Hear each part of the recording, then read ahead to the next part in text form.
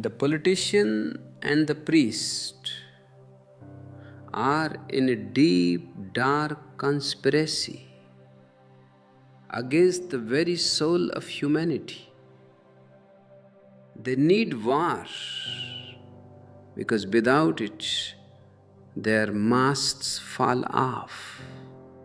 For them, war is not a tragedy, it is a business, a necessity for survival. The politician gives you the enemy to hate, and the priest gives you the blessing to kill that enemy in the name of God. They feed on your fear, your blood, and your division. Peace is their ultimate nightmare, because in a peaceful world, people become intelligent, and an intelligent human being can never be enslaved by a flag or a scripture. Hello, my beloved friends. It is a joy to be with you, to look into your eyes and to share the silence that exists between my words. But today we must speak of something that is not silent. We must speak of the noise, the fire, and the blood that has defined human history for 5,000 years. We must ask a question that most people are too afraid to ask. Why? Why is the world always on the brink of war? Why in every century do we find new reasons to kill each other in the name of nations, in the name of religions, in the name of peace itself? I call this the mafia of the soul. You have heard of the mafia in the world of crime, but you have not yet recognized the mafia that has imprisoned your consciousness. This mafia consists of two partners who have been in the same business for millennia: the politician and the priest. On the surface, they may seem like enemies. The politician speaks of the this world, of power, of borders, and of laws. The priest speaks of the other world, of God, of heaven, and of morality. But do not be deceived. Behind the curtain, they are holding hands. They have a secret agreement. You control their bodies, and I will control their souls. Together, we will make them into slaves. For the politician to remain in power, he needs you to be afraid. Fear is his greatest currency. If you are not afraid, you do not need a great leader. If you are not afraid of an enemy across the border, you will start asking questions about the quality of your life at home. You will ask why you are poor, why you are uneducated, why you are unhappy. But if the politician can convince you that there is a threat, that the others are coming to take your land, your religion, or your culture, then you stop asking questions You surrender your intelligence. You fall at his feet and say, "Save us." And he is more than happy to save you by leading you into the mouth of death. If these words are beginning to stir something deep within you, a realization of the chains you've been carrying, I invite you to join our journey more closely. By clicking the join button, you become part of a community dedicated to waking up. Your support helps us bring these truths to more people who are still sleeping in the dark. The priest does the same thing, but in a more subtle, more poisonous way. He needs you to feel guilty. He needs you to feel that you are a sinner, that you are unworthy, that you are disconnected from existence. Why? Because a man who is happy, a man who is at peace with himself, does not need a priest. A man who can dance with the trees and talk to the stars knows that the temple is everywhere. He has no need for a mediator, but the priest cannot allow that. He must create a conflict within you. He tells you that your natural desires are evil, that your body is a prison, and that only through him can you find God. War is the ultimate harvest for both the priest and the politician. When war breaks out, the politician becomes a hero, a savior. His name is written in the history books, and the priest, he is there to bless the tanks, to pray for the soldiers, and to promise heaven to those who die on the battlefield. Have you ever seen the irony? On both sides of the war, priests are praying to the same God for the destruction of the other. This is the ugly truth. They do not want peace. Peace would be their unemployment. If the world were truly peaceful, if the world were truly one, if there were no borders and no holy religions, what would happen to the presidents and the popes? They would simply disappear. They thrive on your misery. If you find yourself thirsting for a deeper understanding of this freedom, I have prepared something for you. Our ebooks, available in the description below, are not just books, they are mirrors. They are designed to help you see the face you had before you were told who to be. Buying them is a beautiful way to support this channel and your own awakening.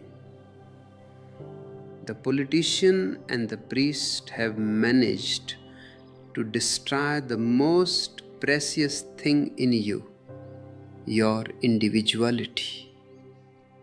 They have turned you into a crowd. They have given you labels. I'm an American. I'm a Russian. I'm a Hindu. I'm a Muslim. But look at a tree.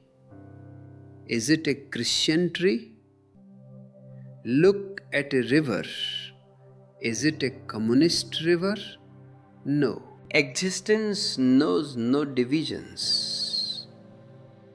Only the human mind, poisoned by the mafia of the soul, lives in division.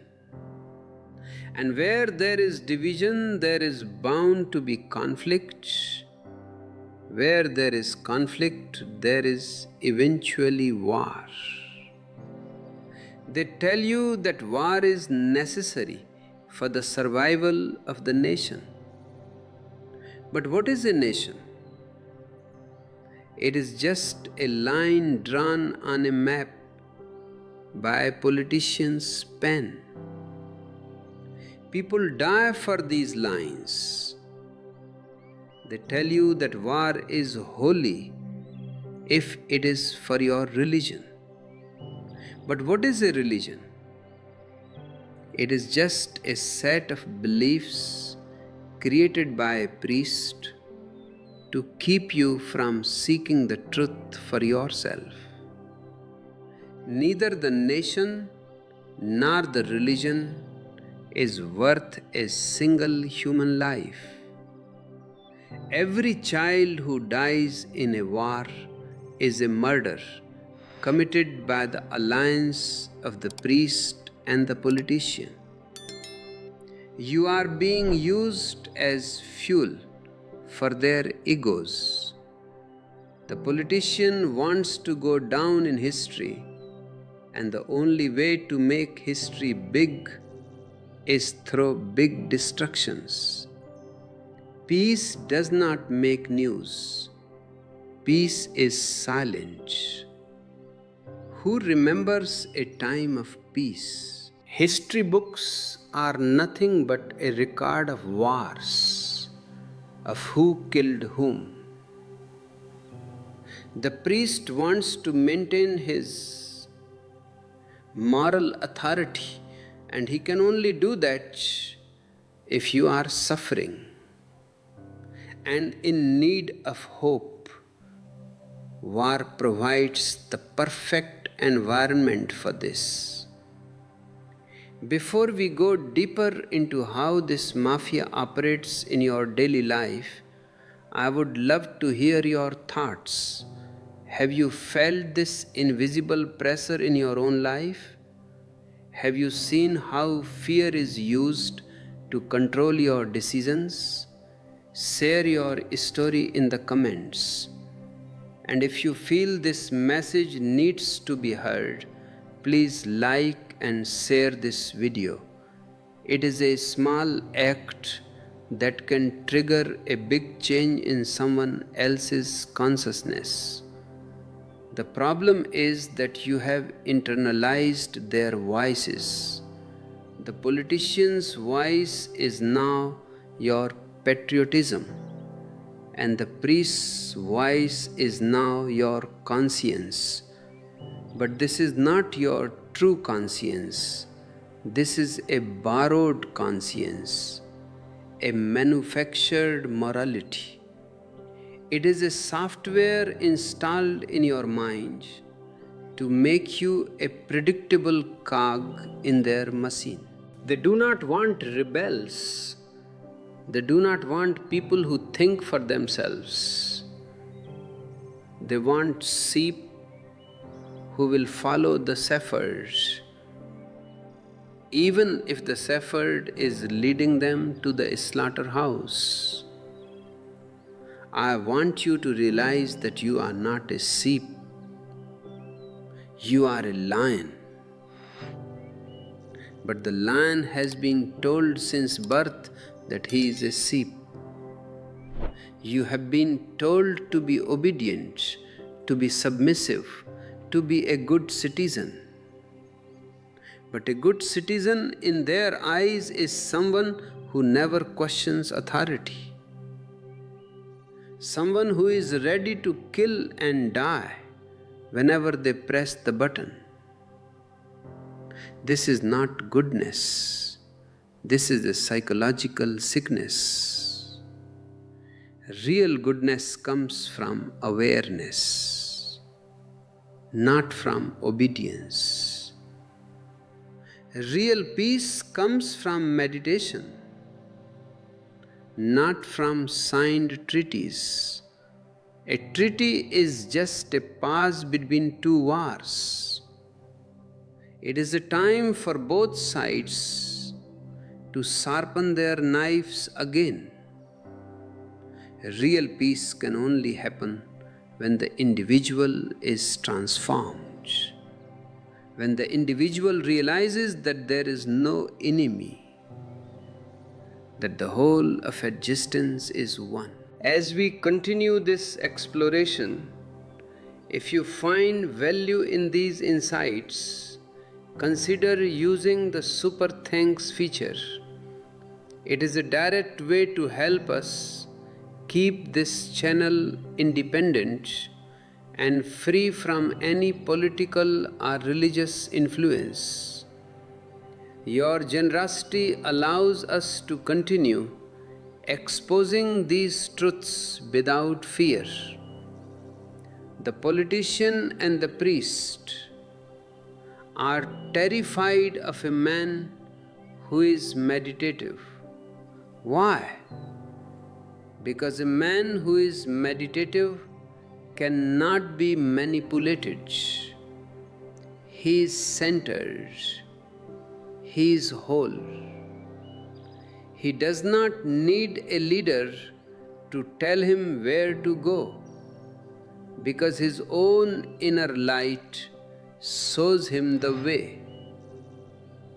He does not need a priest to tell him what is right or wrong, because his own sensitivity tells him what is life affirming and what is life destroying. A meditative man is naturally a rebel. He is not a revolutionary in the political sense, because the revolutionary only wants to change the person at the top. The rebel wants to change the very structure of consciousness. The revolutionary is part of the same game. He wants to replace one politician with another, often himself. But the rebel is done with the game entirely. He says, I will not be a part of this mafia anymore. I will not be a Hindu. I will not be a Christian. I will not be an Indian. I will not be a Chinese. I will simply be a human being, a part of this beautiful existence. If everyone became a rebel, the politician and the priest would have to go to the mountains and meditate themselves, because there would be nobody left to rule. This is why they hate me. This is why they have always persecuted the Buddhas, the Socrates, the Jesuses, because these people bring a fire that burns the false. They bring a truth that makes the mafia of the soul irrelevant. They bring love, and love is the greatest enemy of war. Love does not see borders. Love only sees hearts. We have arrived at a point in history where we can no longer afford to play these old games. Technology has become so powerful that war is no longer just a conflict. It is a potential global suicide.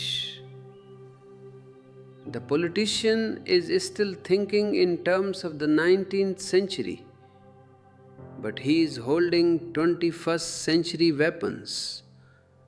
This is a recipe for disaster. The only way out is a quantum leap in human consciousness. We need a new man. A man who is both scientific and religious. A man who is both worldly and spiritual. A man who can use technology to create a paradise on earth, and who can use meditation to find the paradise within. This is my vision, and this vision starts with you. It doesn't start with a government. It doesn't start with a church. It starts with your own realization, your own awakening, your own no to the mafia that has ruled you for so long. Every time you choose awareness over fear, you are winning a battle in the real war, the war for your soul. Every time you choose love over labels, you are weakening the foundations of the politician's palace and the priest's temple. You are the architect of the future. The question is, will you continue to build a world of ruins, or will you start building a world of light? You must understand that this conditioning does not begin when you are an adult. It begins the moment you are born.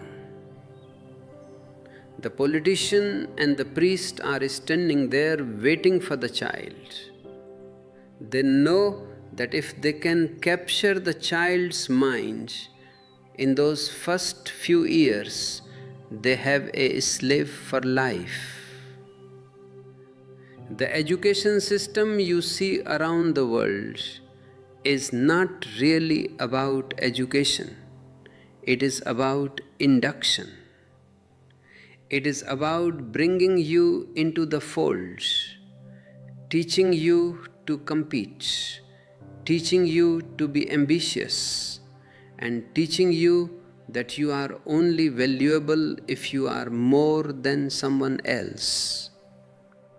Ambition is the fuel of the politician. He tells you that you must be first, you must be the best, you must reach the top. But look at the top. What is there? Only more emptiness. But the politician needs you to be ambitious, because an ambitious man is always looking outside himself. He is always comparing himself to others. He is always ready to fight, because to get to the top, you have to push others down. This is the psychology of war in its seed form. War is just the collective explosion of millions of individual ambitions. While we are discussing these deep roots of our behavior, take a moment to look at your own life. Are you running a race that has no finish line? If you are finding clarity here, perhaps it is time to support this mission of awakening.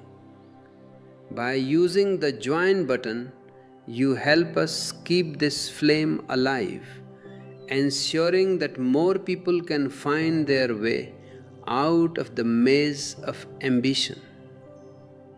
The priest supports this ambition by giving it a divine color. He tells you that you must be virtuous, you must be holy, you must be better than the sinners. Even in the world of the spirit, they have introduced competition. They have made God into a trophy to be won. But God is not a trophy. God is the very air you breathe. God is the silence of the night. You cannot achieve God, you can only relax into God. But the priest knows that if you relax, his job is over. So he keeps you running, he keeps you striving, he keeps you in a state of constant inner war. This inner war, this conflict between who you are and who you should be, is the foundation of all outer wars. A man who is at war with himself cannot be at peace with his neighbor. If you are constantly judging yourself, you will constantly judge others. If you hate your own sins, you will hate the infidels and the unbelievers. The politician simply takes this inner tension and gives it an external target. He says, you feel miserable because of that country, because of that race, because of that ideology, and you, in your misery, are so eager to find someone to blame that you believe him.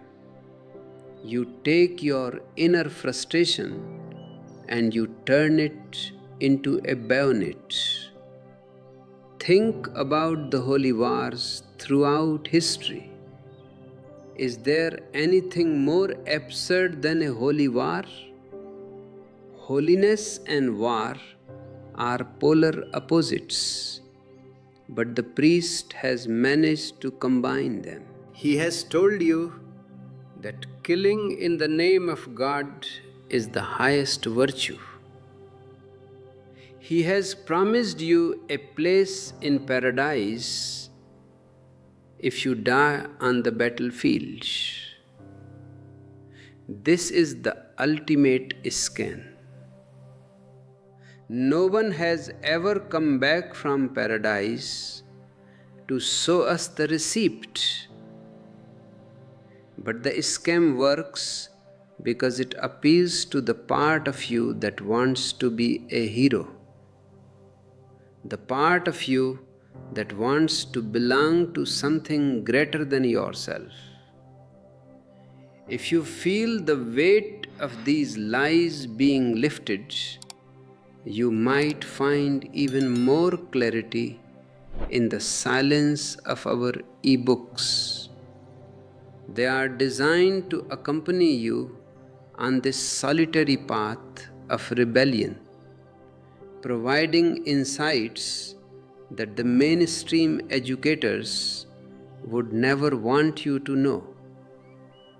You can find them linked below. A small investment in your own freedom and a huge support for our work here. The politician and the priest thrive on your belonging. They want you to be a part of a crowd. Why? Because in a crowd you lose your responsibility. In a crowd you lose your conscience. You become a we. And a we can do things that an I would never dream of doing. An I cannot kill another I. If you look another man in the eyes, truly see him as a human being, you cannot pull the trigger. But a Christian can kill a Muslim. A communist can kill a capitalist. A patriot can kill a traitor. The labels act as a blindfold. They hide the human being and replace him with an idea. This is why my emphasis is always on the individual. I don't want to give you a new ism. I want to take away all your isms. I want to leave you alone with your own light. Only the individual can be peaceful. Only the individual can be loving. A crowd is always angry, always violent. Have you ever seen a peaceful mob? It is a contradiction in terms. The moment you join a crowd, you have descended into a lower state of consciousness. You have become part of a blind, mechanical force. The politician knows this perfectly. That is why he loves rallies, why he loves flags, why he loves national anthems. These are all tools to hypnotize you into the crowd. The priest knows this too. That is why he loves rituals, why he loves chanting, why he loves the congregation. They want to drown your individual voice in the roar of the collective. But the truth is found in the whisper, not in the roar. I ask you to look at your life and see where you have traded your individuality for the security of the crowd. Was it worth it? Are you truly secure, or are you just a prisoner in a larger cell? If you have something to say about this, if you have felt the suffocating grip of the collective, please leave a comment. Your voice, your individual voice, matters here. And if you think this message can help someone else find their courage, don't forget to like and share this video. The mafia of the soul is very clever. They have even co-opted the idea of change. The politician promises revolution, and the priest promises reformation. But look at history. One revolution follows another, and the poor are still poor. The oppressed are still oppressed. The names of the kings change. The names of the dictators change. But the structure of power remains the same. Why? Because the consciousness of the people has not changed. You cannot create a beautiful world with ugly minds. You cannot create a peaceful world with angry hearts. The politician wants to change the system. The priest wants to change the behavior. Neither wants to change the being. But the being is the source. If the source is polluted, the river will be polluted, no matter how much you clean the banks. My work is with the source. I am not interested in your behavior. I am interested in your awareness. If you are aware, your behavior will naturally be beautiful. If you are aware, you cannot be a part of the madness of war. The politician and the priest are terrified of this awareness because it makes them unnecessary.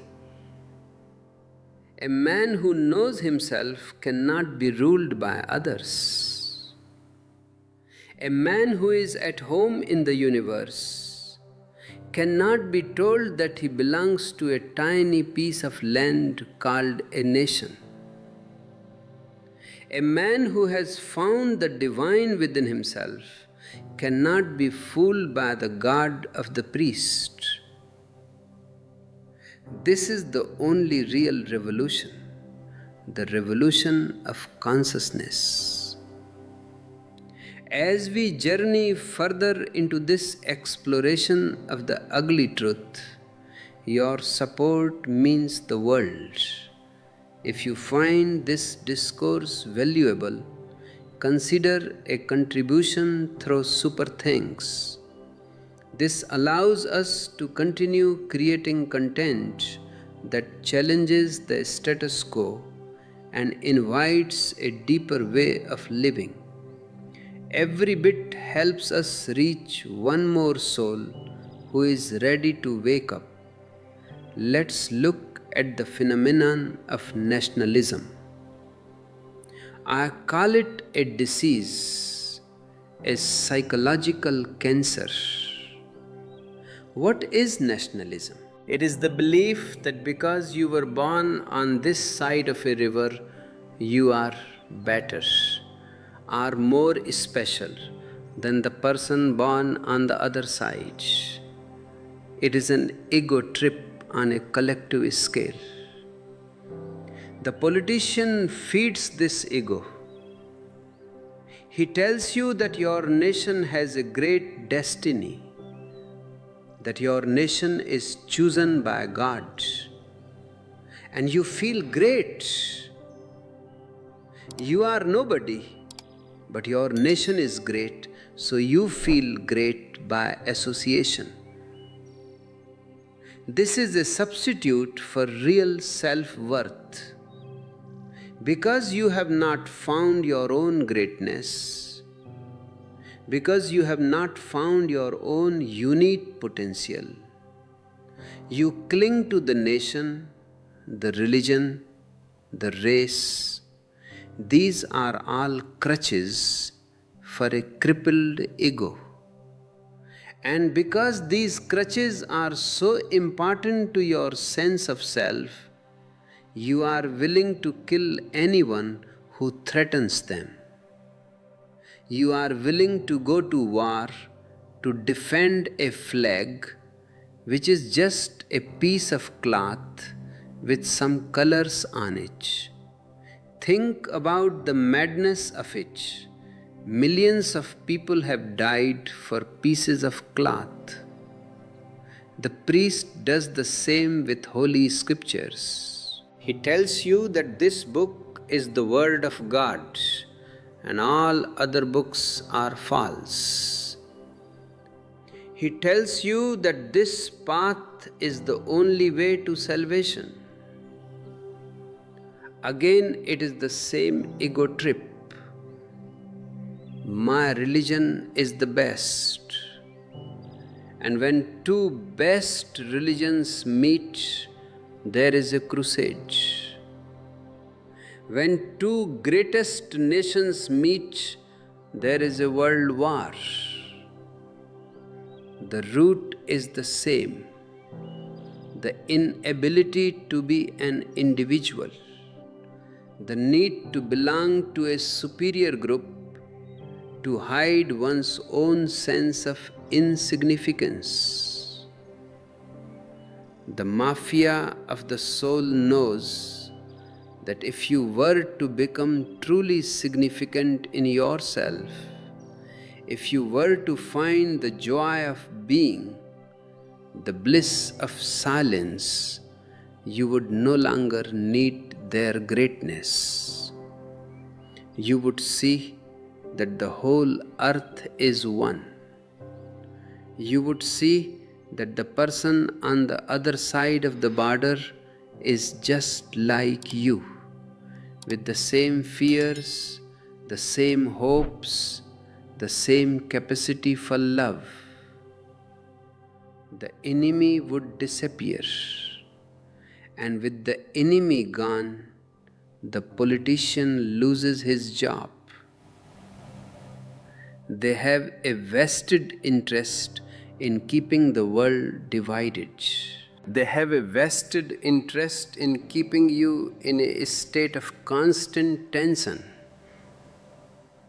They will talk about peace, yes.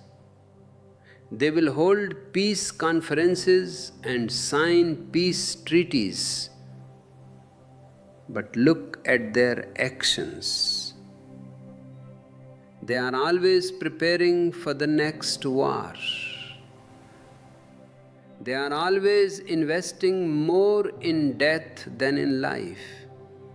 More money is spent on weapons in one day than would be needed to feed every hungry child on this planet for a year. Why? Because death is profitable for the mafia of the soul. Life is not. You are the only one who can break this cycle. And it starts with a very simple thing. Stop being a part. Stop being a part of a nation. Stop being a part of a religion. Start being a whole. Reclaim your humanity. Reclaim your soul from the hands of the priest and the politician. It won't be easy. They will call you a traitor. They will call you a heretic. They will call you dangerous. And in a way, they are right. A free man is the most dangerous thing in the world to a system built on slavery. But that danger is the only hope for humanity. The dangerous man is the only one who can love. The dangerous man is the only one who can dance. The dangerous man is the only one who can bring a new dawn to this tired, old, war-torn world. Before I continue, I want to ask you, are you ready to be dangerous? Are you ready to let go of the comforts of the crowd? If you are, subscribe to this channel and turn on the notifications. We are building a community of the dangerous, of those who choose awareness over obedience. Let's walk this path together. The politician often uses the word freedom. It is his favorite word. But what does he mean by freedom? He means the freedom to choose your master. He means the freedom to vote for politician A or politician B. But he never means the freedom from politicians. True freedom is not a choice between two versions of the same mafia. True freedom is the realization that you don't need a master at all. The priest also uses the word freedom. They call it liberation or salvation. But he tells you that you can only be free in the afterlife. He tells you that here you must be a slave to his rules, his dogmas, and his morality, so that after you die, you will be free. This is a very clever trick. He takes your present and gives you a future that never arrives. He makes you trade the reality of now for the hallucination of then. My message is simple. Freedom is now or never. If you are not free in this moment, you will never be free. Freedom is an internal state of being. It is the ability to say no to anything that cramps your soul. It is the ability to say yes to your own inner truth, regardless of the consequences. And when you are free within, no politician can make you a soldier, and no priest can make you a sheep. The politician and the priest are like two sides of the same coin. They need each other. The politician provides the physical force to protect the priest's dogma, and the priest provides the moral justification to protect the politician's power.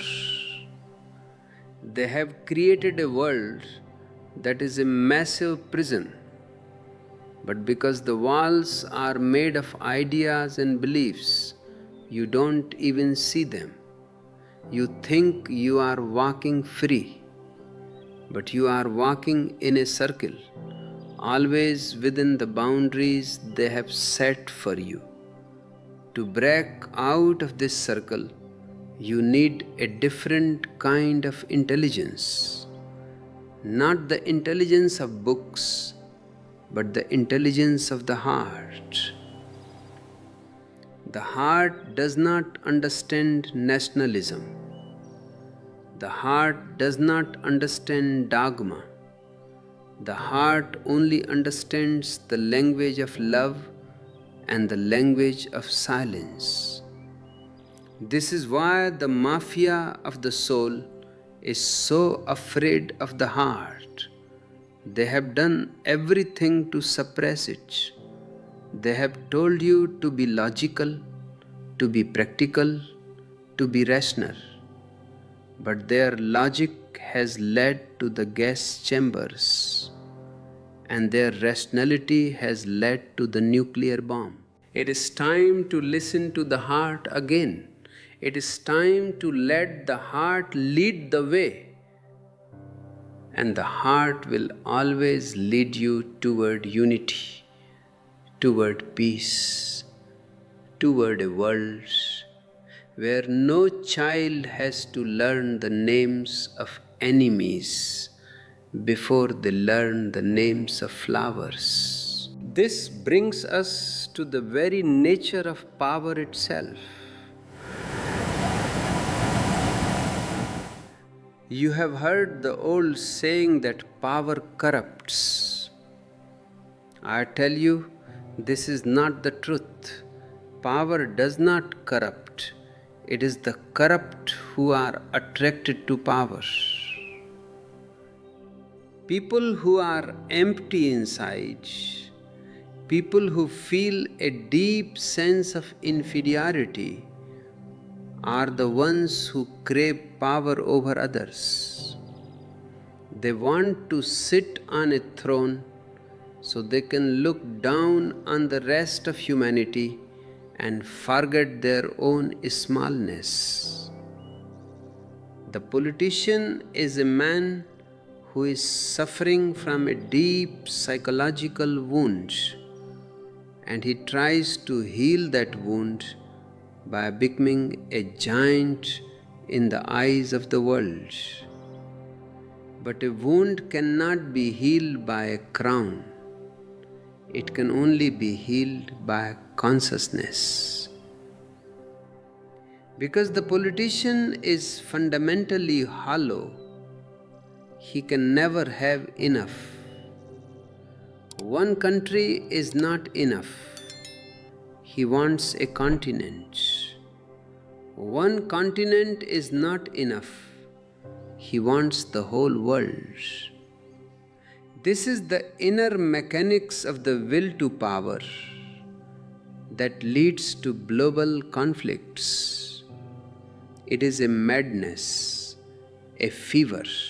And the priest provides the cooling balm for this fever by telling the politician that his ambition is a divine mission. He tells him that he is a man of destiny. Together, they create a hallucination that costs millions of lives. If you are beginning to see how this inner emptiness drives the wheels of history, it is time to look within yourself. Are you seeking power over others because you lack power over yourself? Our community is a space for those who want to reclaim their inner sovereignty. By clicking the join button, you support a movement that values inner richness over outer control. Your contribution allows us to keep spreading the seeds of this rebellion. The politician and the priest have also created a third partner in their mafia, the intellectual. The intellectual is the one who provides the beautiful words, the theories, and the philosophies to justify the crimes of the other two. He writes the books that glorify the fatherland or the revolution. He creates the complex theological arguments that justify the holy war. He is the architect of propaganda. He uses his mind to weave a net that entangles your soul. He tells you that you are fighting for democracy, or socialism, or justice.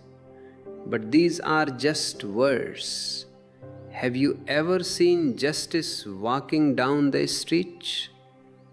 Have you ever had dinner with democracy? No.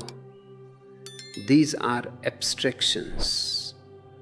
And people are being sacrificed for abstractions.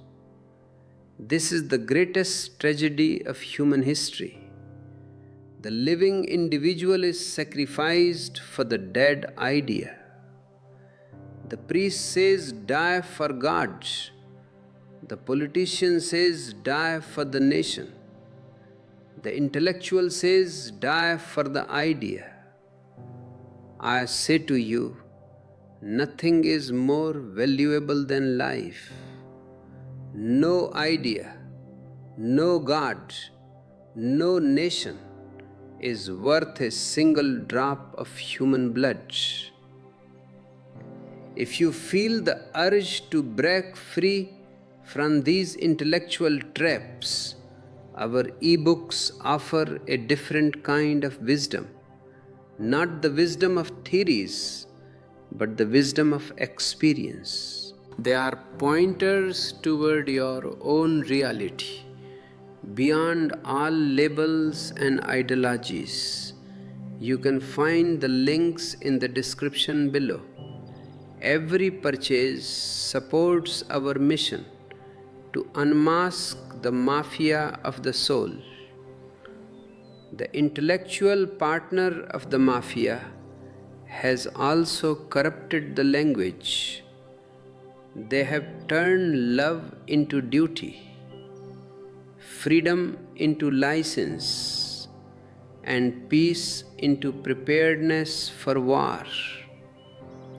They have made it so that you cannot even think clearly, because the very tools of your thoughts, the words, have been poisoned.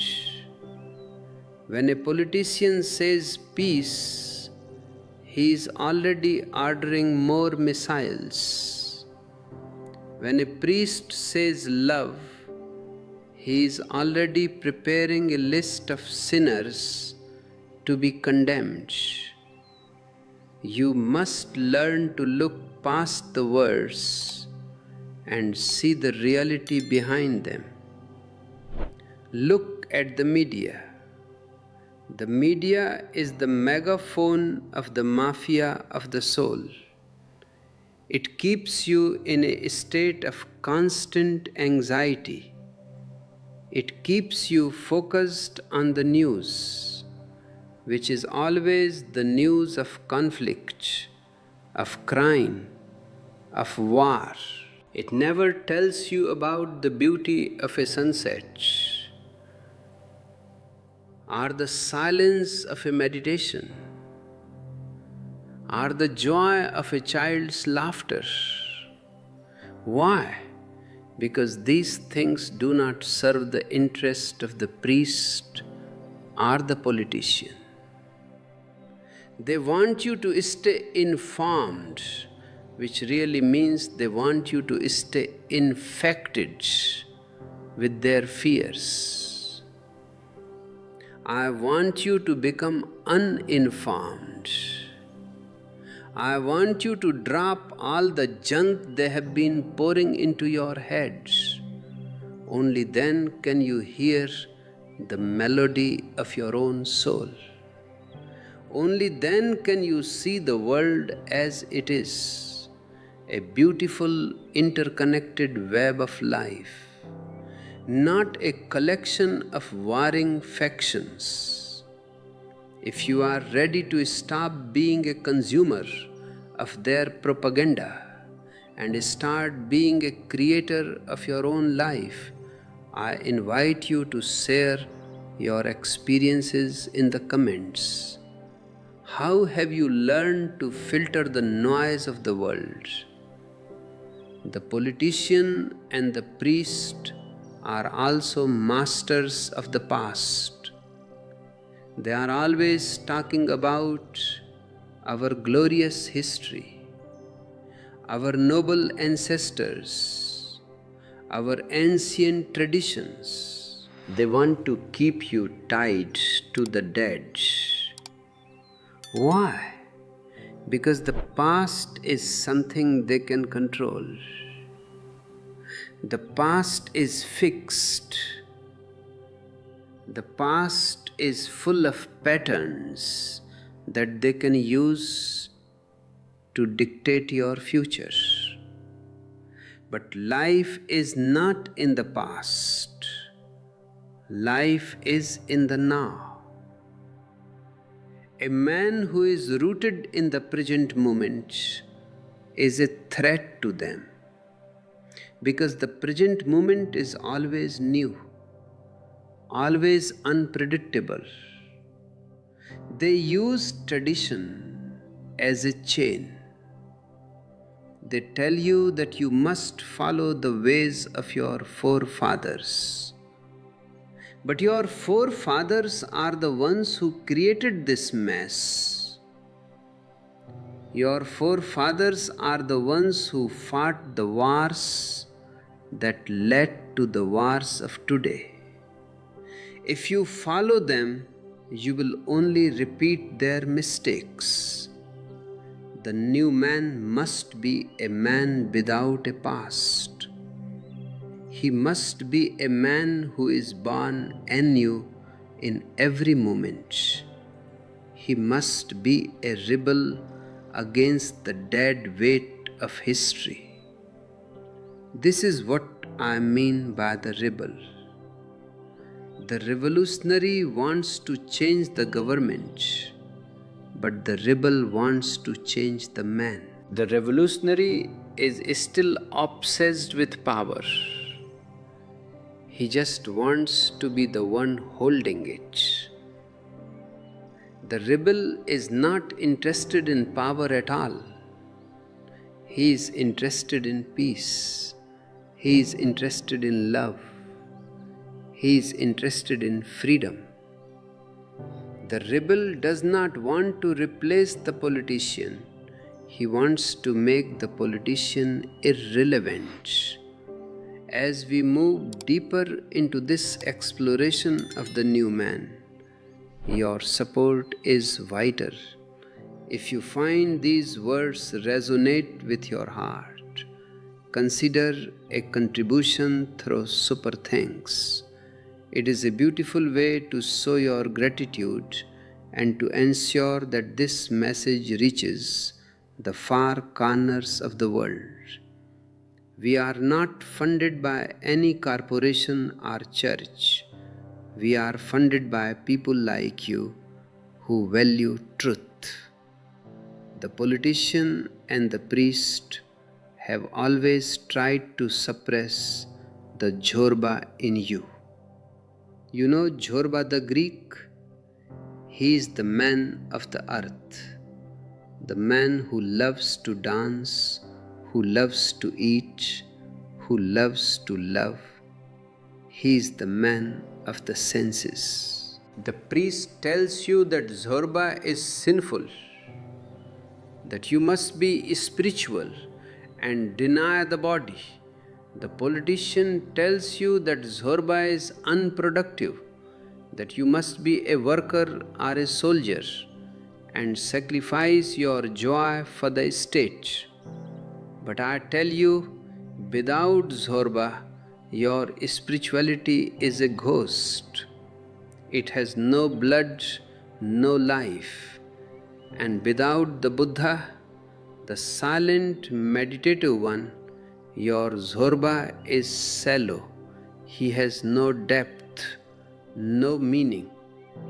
My vision of the new man is Zorba the Buddha, a man who can enjoy all the pleasures of the earth and yet remain as silent and as centered as a mountain. A man who can dance in the marketplace and yet remain in deep meditation. Such a man cannot be sent to war. Why would he go?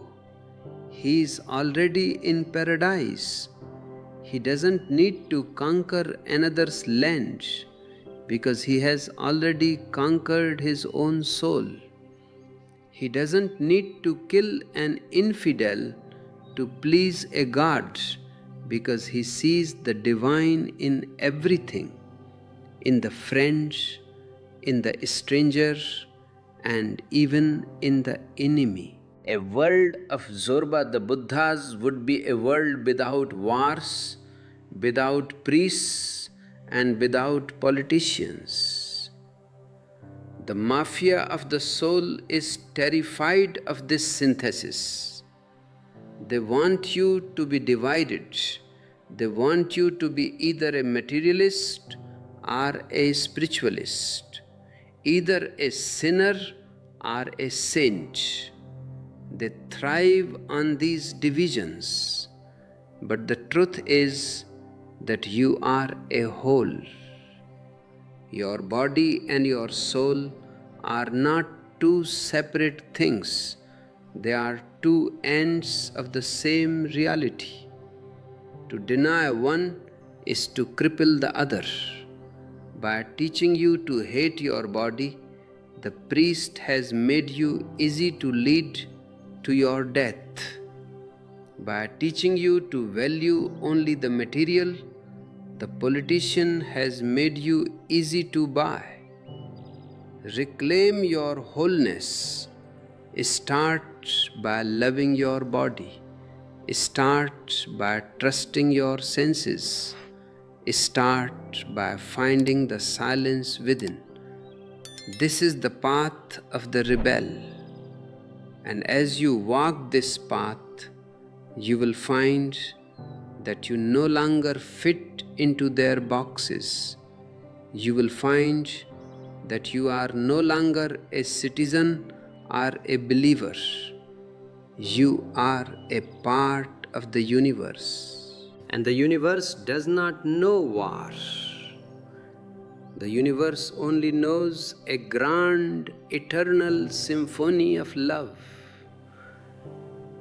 If you are enjoying this dance of ideas and silence, don't forget to like and subscribe.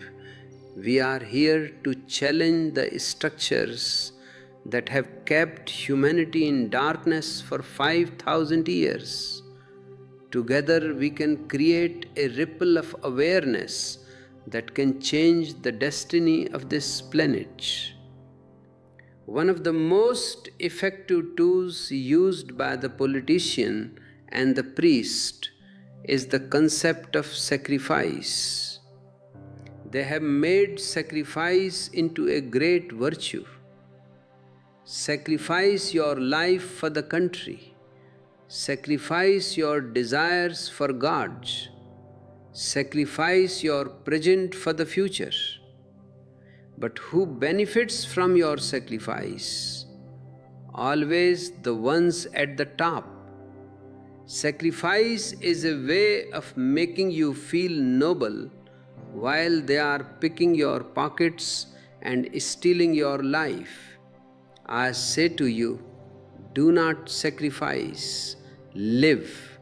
Celebration is the only true prayer. A man who celebrates his life cannot be made into a sacrificial lamb. A man who is overflowing with joy cannot be made to hate. Hate is only possible for those who are miserable. The politician and the priest need you to be miserable so that they can offer you a cause to die for. But a happy man has no cause but life itself.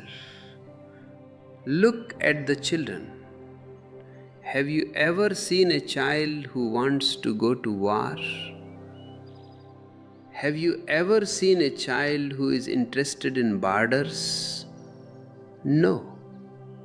Children are natural rebels.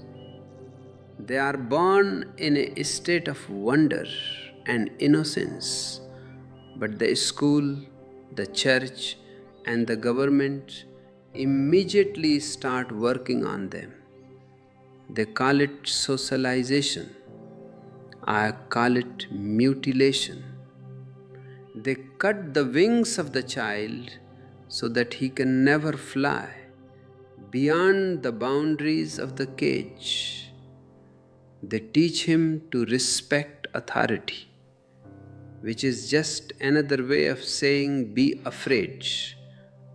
If we want to end war, we must protect the innocence of our children. We must stop teaching them to be patriots and believers.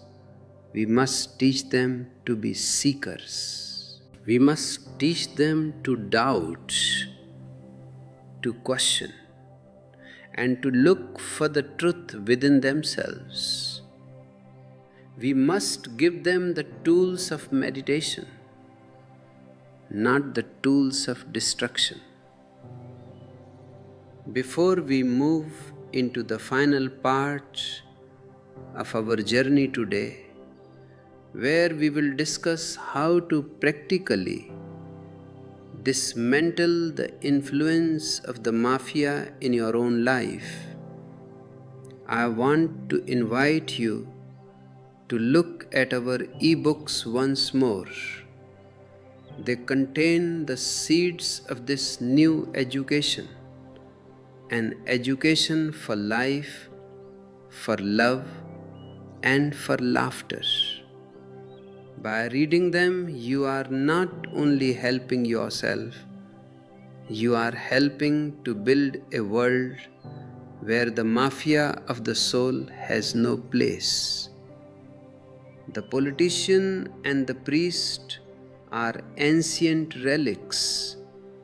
They belong to the stone age of human consciousness, but they are still here, holding the world hostage. They are like a disease that has become chronic, but every disease has a cure, and the cure for the mafia of the soul is awareness. Pure, simple, non-judgmental awareness. When you become aware of how you are being manipulated, the manipulation loses its power. When you see the strings of the puppeteer, you are no longer a puppet. You can choose to cut the strings. You can choose to walk off the stage. You can choose to be yourself. This is the ultimate rebellion, and it is the only thing that can save us. The politician will tell you that this is anarchy, and he is right, but not the anarchy of chaos. It is the anarchy of no ruler. It is a state where every individual is his own ruler, a state where there is no need for a government because every man is governed by his own consciousness, a state where there is no need for a church because every heart is a temple. This is the dream of the Buddhas. And it is a dream that can become a reality if enough individuals have the courage to wake up. Are you ready to wake up? Are you ready to see the ugly truth and still have the courage to love? If so, then you are a part of my family. You are a sannyasin of the spirit. Let's continue this journey not as followers and a leader, but as fellow travelers on the path to truth. So let us go deeper into this awareness that the mafia is so afraid of. You see, the politician and the priest live on the past and the future. They have no place in the present. The politician promises a utopia in the future, 10 years from now, 20 years from now, or after the next great war is won. The priest promises heaven after death. Both are selling you a tomorrow to keep you from living today. But awareness is only possible in the now. You cannot be aware in the past, and you cannot be aware in the future. Awareness is the presence of your being in this very moment. When you are present, you see the absurdity of their games. You see that the enemy they want you to hate is just another human being, caught in the same trap, listening to a different politician and a different priest. The moment you realize this, the wall they have built between you and the other collapses. And when the wall collapses, love flows. Love is the natural state of a man who has no walls. This is why the mafia of the soul is the greatest enemy of love. They prefer duty, they prefer patriotism, they prefer faith, because all these things are based on walls. If you are beginning to feel the walls of your own conditioning starting to crumble, I invite you to take a step further with us. By clicking the join button, you help us dismantle these walls for thousands of others. We are a self-sustained community, and your support ensures that the truth continues to reach those who are searching for a way out of the prison. The politician and the priest also use the fear of the outsider. This is one of their oldest tricks. If they can make you believe that someone is outside your race, outside your religion, outside your nation, then they can make you do anything to that person. They strip the outsider of their humanity. In war, they don't say, "We are going to kill fathers brothers and sons. They say we are going to eliminate the enemy. They use cold mechanical words to hide the warm human reality. They call it collateral damage when children are blown to pieces. This is the language of the mafia. But in meditation, there is no outsider. In the silence of your own heart, you find that the whole existence is inside. You find that the heartbeat of the stranger is the same as your own. You find that the tears of a mother in a foreign land are the same color as the tears of your own mother. This realization is the end of the politician. This realization is the end of the priest. This is why I say meditation is the most radical, most rebellious act you can perform. It is a declaration of independence from the mafia of the soul. If you are looking for a guide to this inner rebellion, I have written several ebooks that can help you navigate the landscape of your own consciousness. They are not doctrines, they are maps to help you find your own way. You can find them in the link below. Your purchase helps us keep this channel free from the influence of the very mafia we are exposing. Consider the concept of national defense. Every country has a defense ministry, but no country has an offense ministry. Yet they all keep fighting. If everyone is only defending, who is attacking? It is a linguistic trick to make war sound moral. The politician tells you that we must build more nuclear bombs to ensure peace. This is like saying we must store more gasoline to prevent fires. It is a madness that has become the norm. And the priest stays silent, or worse, he gives his blessing, because he knows that in times of war, people are more afraid.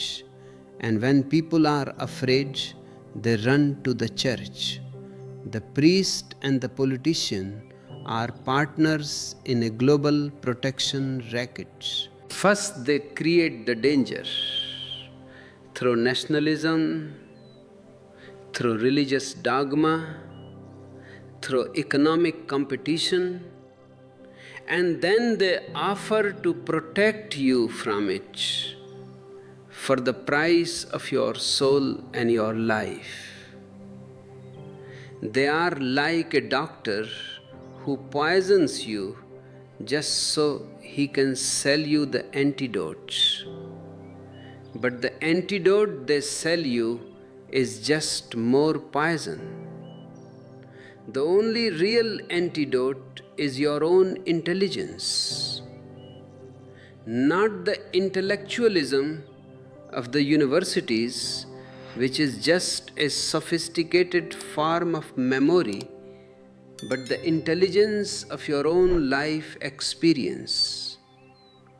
This intelligence is what I call the Buddha field. When you are in this state, you can see through the lies of the priest and the politician as if they were made of glass. You see that their great causes are just masks for their own egos. You see that their holy books are just ancient superstitions used to keep you in fear. I want you to share this realization. If you feel that these words are speaking a truth that is usually suppressed, please like this video and share it with those who are still caught in the net of the mafia. Your share might be the catalyst that wakes someone up from a lifelong nightmare. And if you haven't already, please leave a comment.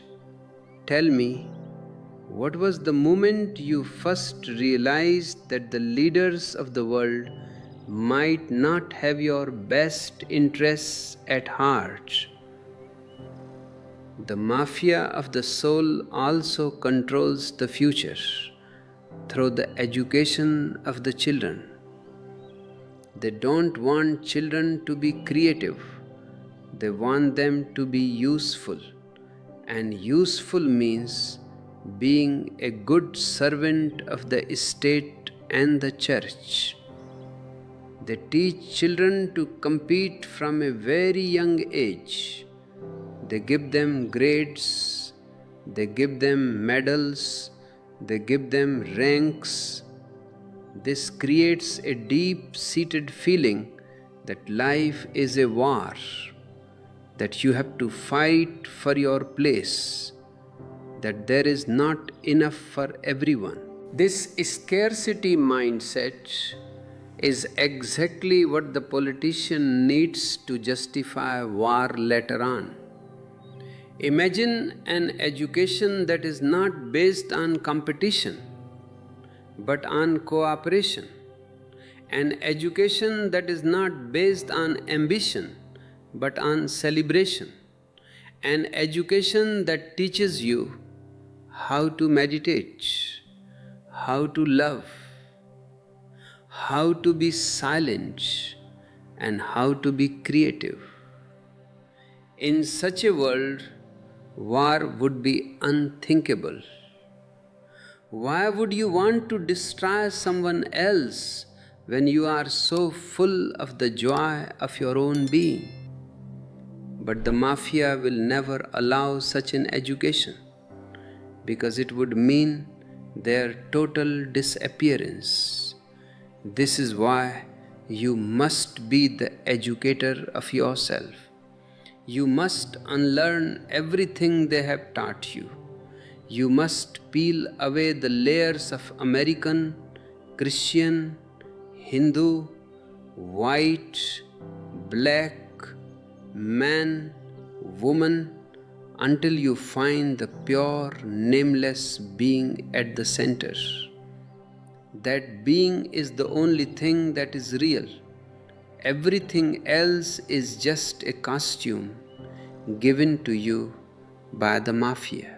As we continue to peel back these layers, I want to thank those of you who have supported us through Super Thanks.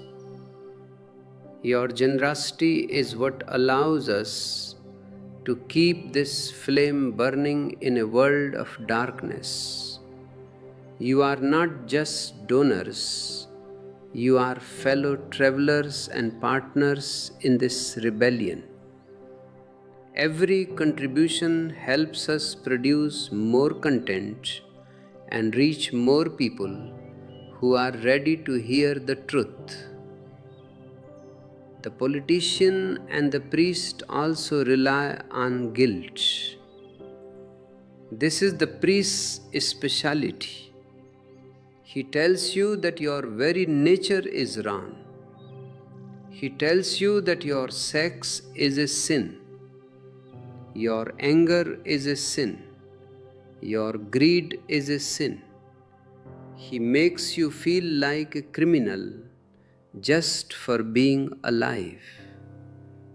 And when you feel like a criminal, you are easy to control. A guilty man can never stand tall. A guilty man is always looking for a savior, for someone to forgive him. The priest steps in and says, "I will forgive you but you must follow my rules. And the politician uses this same guilt to make you a soldier. He tells you that you owe a debt to your country. He tells you that you must sacrifice to pay back what the nation has given you. But what has the nation given you? It has given you a cage, and now it wants you to die to protect the cage. It is a masterpiece of manipulation. I tell you, you are not born in sin. You are born in celebration. You are a part of this divine existence. You don't need to be forgiven by anyone, and you don't owe anything to any nation. Your only responsibility is to your own consciousness. Your only duty is to be happy, because a happy man creates happiness around him. A happy man is a blessing to the world.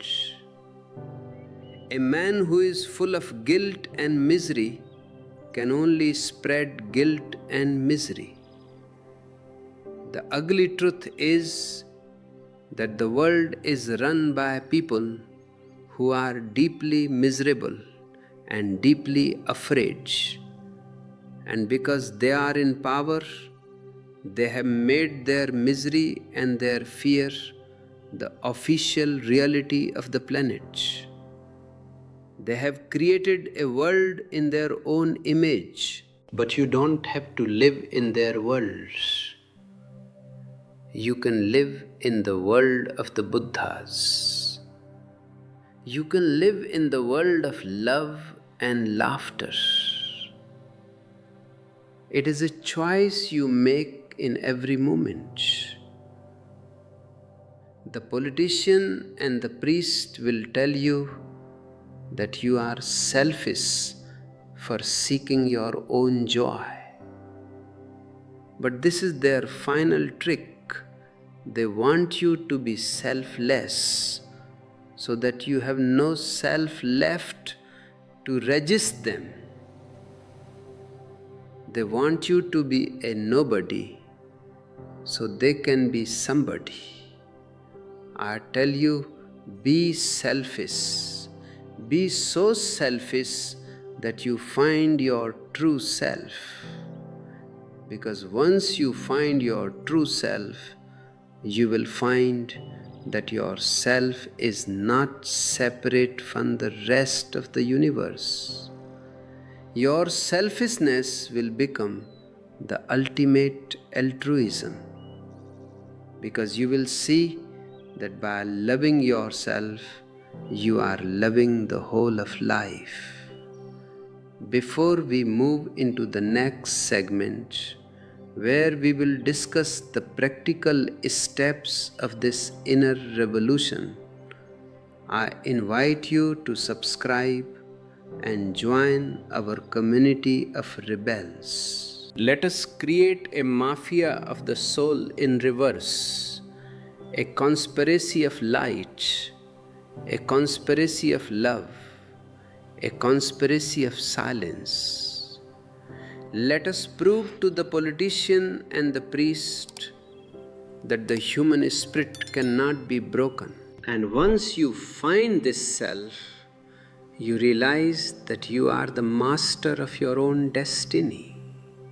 You are no longer a leaf blown by the winds of political propaganda or religious dogma. You are a tree with deep roots. And this is exactly what the politician and the priest fear most: a man with roots. Because a man with roots cannot be moved. A man with roots cannot be conscripted into an army of hate. He is firm in his own being, in his own love, in his own silence. Let us look at how the mafia has expanded its reach in the modern world through the enslavement of science. This is a very important point. In the past, the priest was the supreme authority. Then, as science began to grow, the politician saw a new opportunity. He realized that science could provide him with more power than the priest's prayers ever could. So the politician stepped in and became the new patron of science. Today, the most brilliant minds on this planet, the scientists, are working in the service of the politician. They are working in underground labs, creating new ways to kill, new ways to destroy, new ways to poison the earth. Why? Because the politician provides the funding. The politician holds the purse strings. And what does the politician want? He wants the ultimate weapon, the final argument, so that he can force his will upon the rest of the world. While we are exposing these dark alliances, I want to take a moment to invite you to join our own alliance of light. By clicking the join button, you are directly contributing to the dissemination of these truths. We are creating a platform where the voice of consciousness can be heard above the roar of the war machines. Your support as a member is what makes this independence possible. The scientist has become a new kind of slave. He is a high IQ slave, but a slave nonetheless. He creates the nuclear bomb, and the politician decides when to drop it. He creates the biological weapon, and the politician decides when to release it. The scientist has the know-how, but he has no know-why. He has the intelligence of the mind, but he has lost the intelligence of the heart. He is a part of the mafia of the soul because he has sold his soul for a research grant and a prestigious title. The priest, meanwhile, gives a moral cover to this scientific destruction. He says science is a gift from God, or we must use this power to protect our Christian values or our Islamic heritage. They use the ancient language of the temple to justify the modern technology of the laboratory.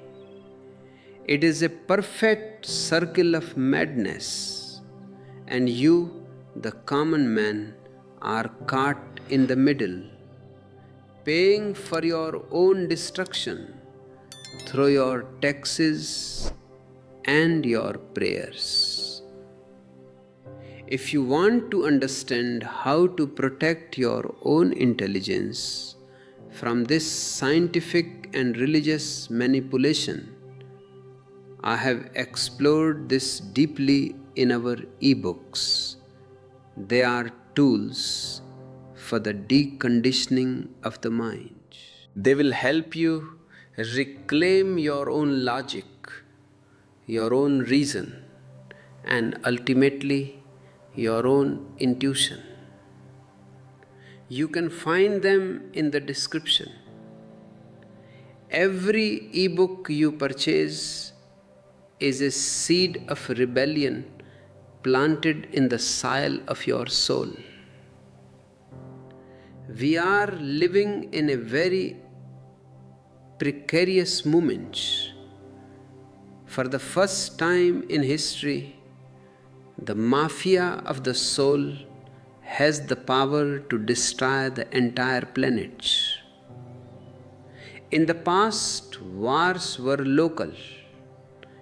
If two kings fought, a few thousand people died, some villages were burned, but the earth remained.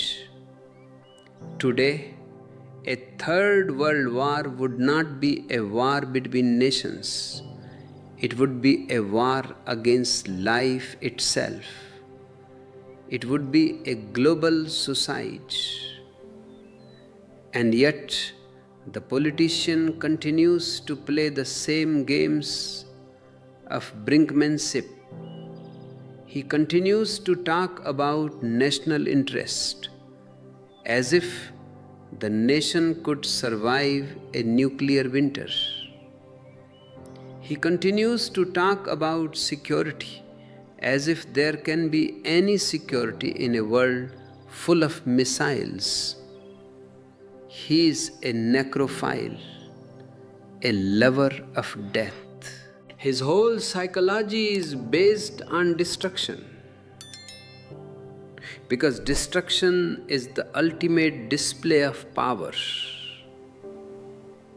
To create a flower takes time, takes patience, takes love. To crush it takes only a second. The politician chooses the second of crushing because it makes him feel powerful. The priest is also a necrophile. He worships the past. He worships dead saints. He worships ancient ruins. He tells you that life is just a trial, a valley of tears, and that real life only begins after you are dead. This is the ultimate death wish. When both your political leaders and your religious leaders are obsessed with death, is it any wonder that the world is constantly on the verge of a bloodbath? If you are feeling the urgency of this message, if you realize that we are running out of time, please use the Super Thanks feature to support our work. This is not about money, it is about energy. It is about moving your energy away from the systems of death and toward the systems of life and consciousness. Your contribution helps us reach more people before it is too late. The politician and the priest have created a culture of boredom. Have you noticed how bored people are? They go to the same jobs, they watch the same television programs, they follow the same routines, and boredom is dangerous. A bored man is a man who is looking for excitement, and nothing is more exciting than a war. The politician knows this.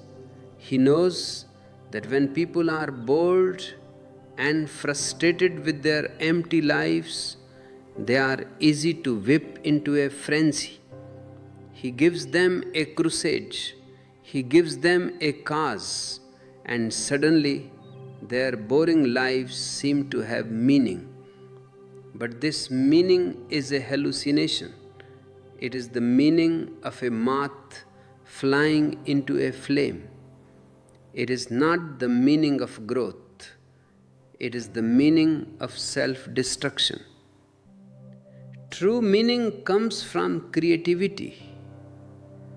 True meaning comes from love.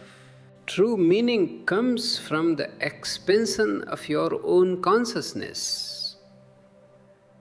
But the mafia doesn't want you to find that kind of meaning. They want you to be a hero on the battlefield, not a Buddha in your garden. I want to see your comments on this. Have you felt that your life was being pushed into a mold of boredom? Have you seen how the society tries to kill your creativity to make you a more efficient soldier or worker? Share your story.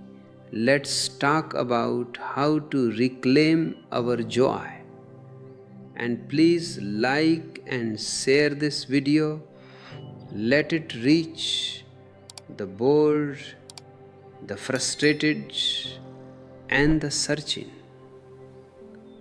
The ugly truth is that the politician needs the poor and the priest needs the miserable. If poverty were eliminated, the politician would lose his favorite platform, promising to end poverty. If misery were eliminated, the priest would lose his flock. They are like vultures who need a dying body to feed on. They will never truly solve the problems of the world because the problems are their livelihoods. Look at the aid given to the third world. Most of it goes back into the pockets of the politicians who send it, or into the purchase of weapons. It is a game of charity that only reinforces the status quo. The priest talks about serving the poor, but he never asks why people are poor in the first place. He never looks at the economic and political structures that keep millions in hunger while a few live in luxury. Why? Because he is a part of those same structures. You must become a rebel against this entire structure. Not a rebel who throws bombs. That is just the politician's way in reverse. But a rebel who refuses to be part of the game. A rebel who says, I will not hate because you tell me to. I will not fear because you tell me to. I will not believe because you tell me to. This individual no is the most powerful force in the world. If millions of people say no to the mafia of the soul, the mafia will simply collapse. They have no power of their own. They only have the power you give them through your obedience and your belief. As we move toward a deeper understanding of this rebellion, I want to thank you for being here. If you are new, subscribe and join this global family of seekers. We are not a religion. We are not a party. We are just people who are tired of the lies and who want to live in the truth. The politician and the priest use history as a way to hypnotize you. They teach you to be proud of your heritage. But what is this heritage?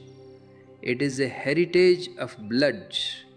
It is a heritage of crusades, of jihads, of inquisitions, of world wars. It is a heritage of slavery and exploitation.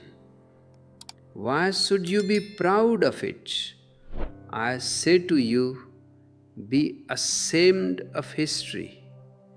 History is the record of human insanity. The new man will have no history. He will live in the present, and his only heritage will be the entire universe. The new man will see that the earth is one. He will see that borders are just mental scars. on the face of the earth. He will see that there is no foreign land and no foreign people.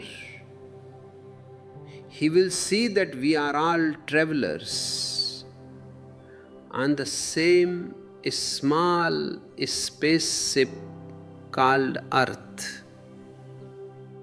This vision is the only thing that can prevent the politician from pressing the nuclear button. Because if there is no enemy, there is no reason to press the button.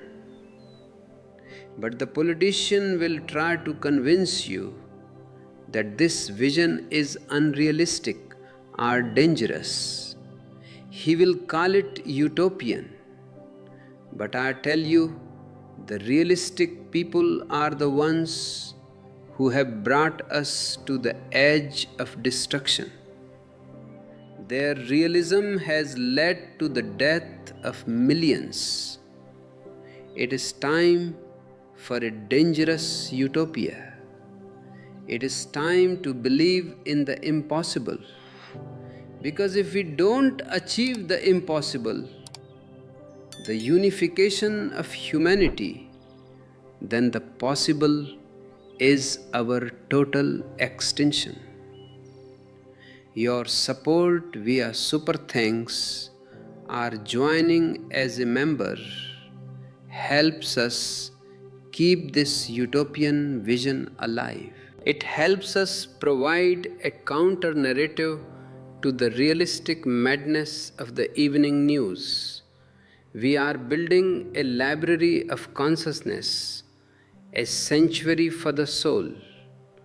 Thank you for being a part of it. The priest and the politician have also poisoned the relationship between man and woman. They have made it into a power struggle. They have used morality to create guilt around sex, and they have used marriage to turn love into a legal contract. Why? Because a man and woman who are truly in love, who are truly ecstatic in each other's presence, are independent of the mafia. Love is a private world. Love is a rebellion. The mafia wants you to be social, not loving. They want you to have a family that serves the state, not a love affair that serves the soul.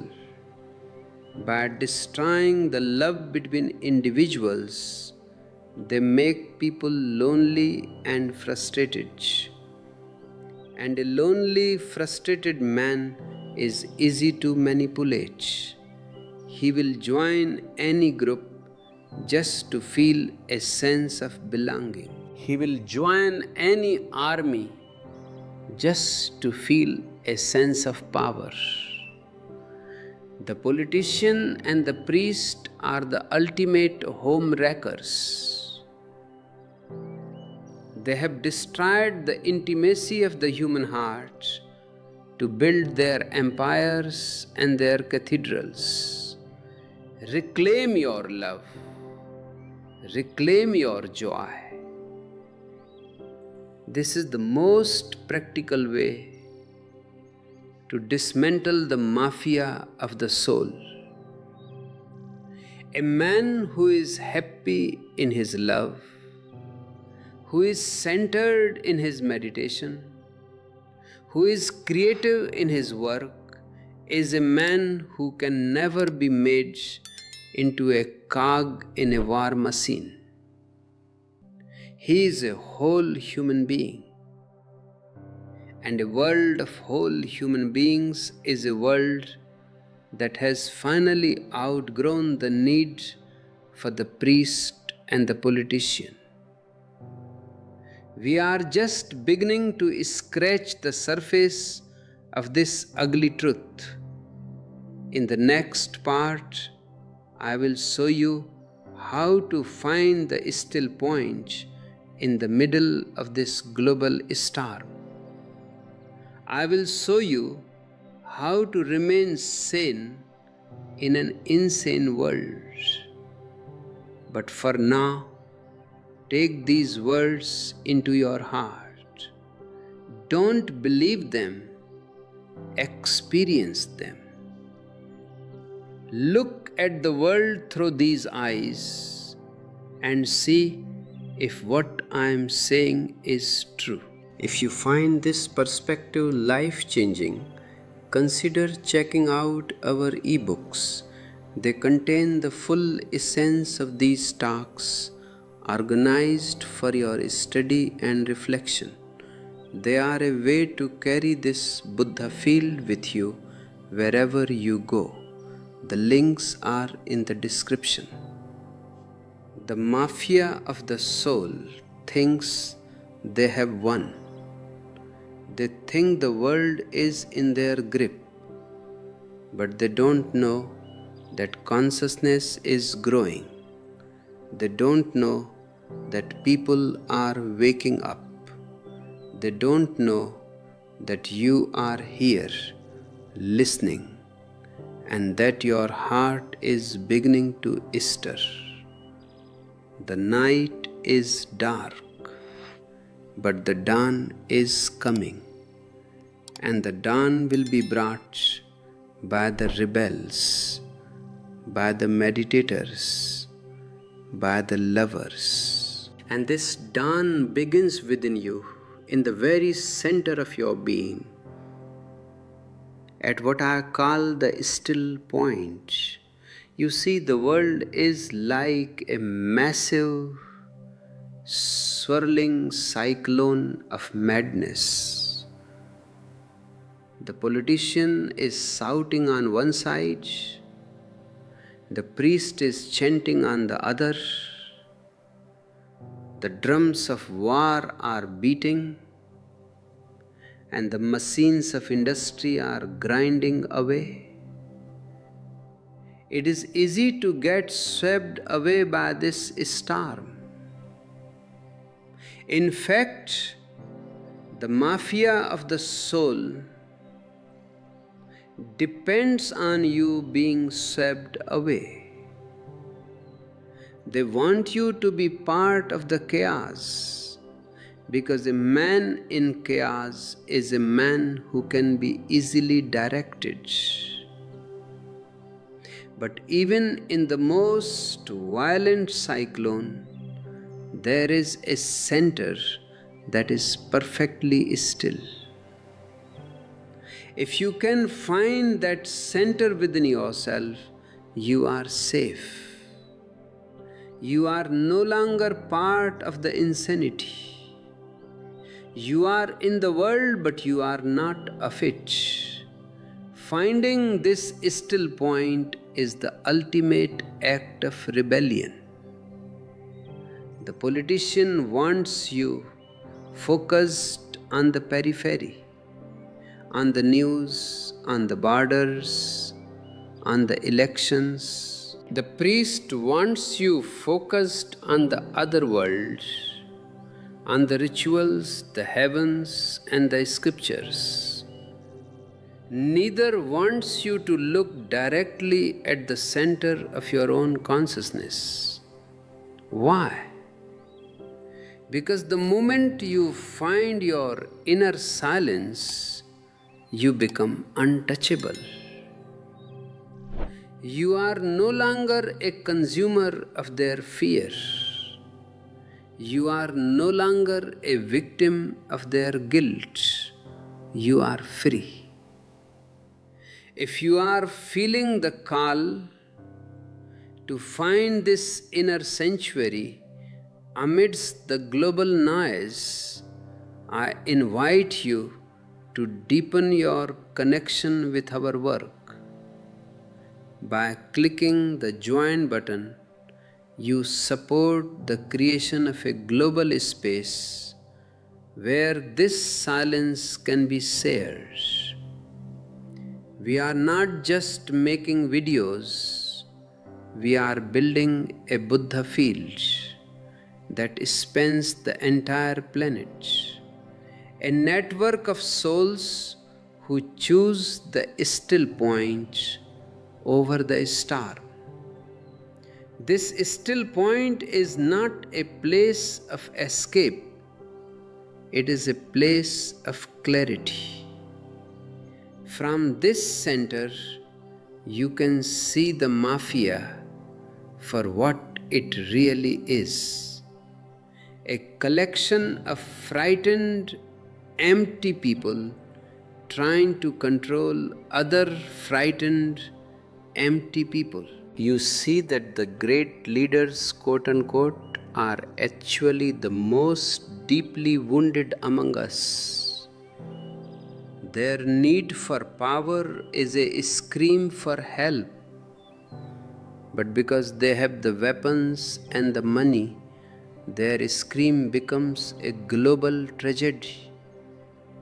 When you see this, your anger turns into a strange kind of compassion, not the pity of the priest, but the cold, clear understanding of the Buddha.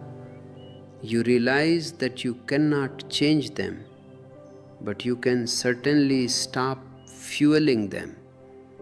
Every time you withdraw your energy from their conflicts, you are winning. Every time you refuse to be divided by their labels, you are weakening their empire. The politician says, "This is our land." From the still point, you see only the earth. The priest says, "This is the only truth." From the still point, you see that truth is a silent experience, not a written dogma. The mafia's power is entirely dependent on your cooperation. Without your belief, they are just men in suits and robes making noise in empty rooms. To help you cultivate this inner clarity and navigate the deceptions of the world, I have put together a collection of ebooks. These are not academic texts, they are transcriptions of the heart. They offer practical insights on how to remain centered when the world is losing its mind. You can find the links in the description below. Purchasing them is a beautiful way to invest in your own awakening while supporting our ability to keep this message alive. The mafia of the soul is particularly afraid of the rebel, because the rebel has realized that the society is a lie.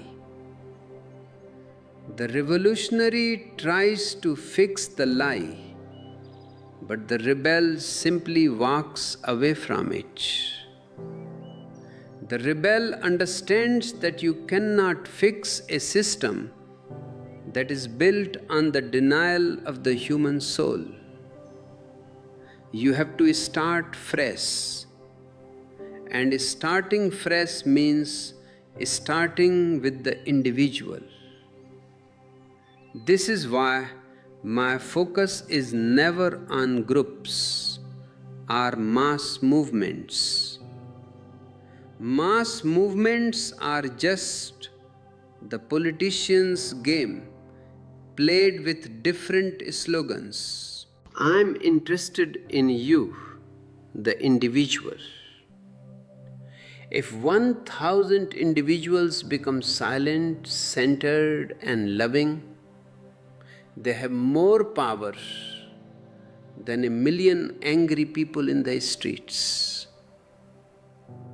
Because silence is a higher category of power than noise. Love is a higher category of power than hate. It is the power of the sun versus the power of a firecracker. The politician can suppress a riot, but he cannot suppress a smile that comes from the soul. He can jail a body, but he cannot jail a consciousness that has realized its own divinity. I want to hear from you in the comments.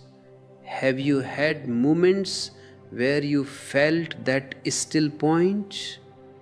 Moments where the world's drama suddenly felt like a distant, absurd movie? Share that experience. Let others know that it is possible to be sane in an insane world. And if this vision of the rebel speaks to your heart, please like and share this video. We need to find each other. We need to know that we are not alone in our rebellion. The politician and the priest have also used the concept of security to keep you in the storm. They tell you that you need the state and the church to be secure. But look at the world they have created. Is this security? A world where nuclear missiles are on hair trigger alert? A world where the air is poisoned and the oceans are dying? A world where every child is born into a debt they never asked for? Their security is a graveyard. Real security comes from within. It comes from the realization that you are an eternal part of this existence. Even if the body dies, that which is life in you cannot die. When you lose the fear of death, you lose the need for their protection. A man who is not afraid of death is the most dangerous man for the mafia. You cannot threaten him. You cannot bribe him with heaven or terrify him with hell. He is free to live and he is free to love. This is the security of the sannyasin, the security of the meditator. As we continue to explore the freedom that lies beyond fear, your support through super thanks is deeply appreciated. It allows us to maintain the technical and creative independence needed to speak these truths. In a world where the media is bought and sold by the mafia, your direct support is what keeps the voice of rebellion loud and clear. The mafia of the soul also works through the family. Now, this is a delicate point, but it must be said. The traditional family is the smallest unit of the state and the church. It is the place where the first seeds of obedience are planted. Parents who were themselves conditioned by the priest and the politician pass that conditioning on to their children. They teach the child to be good, which means being a good citizen and a good believer. They teach the child to respect authority before the child even knows what authority is.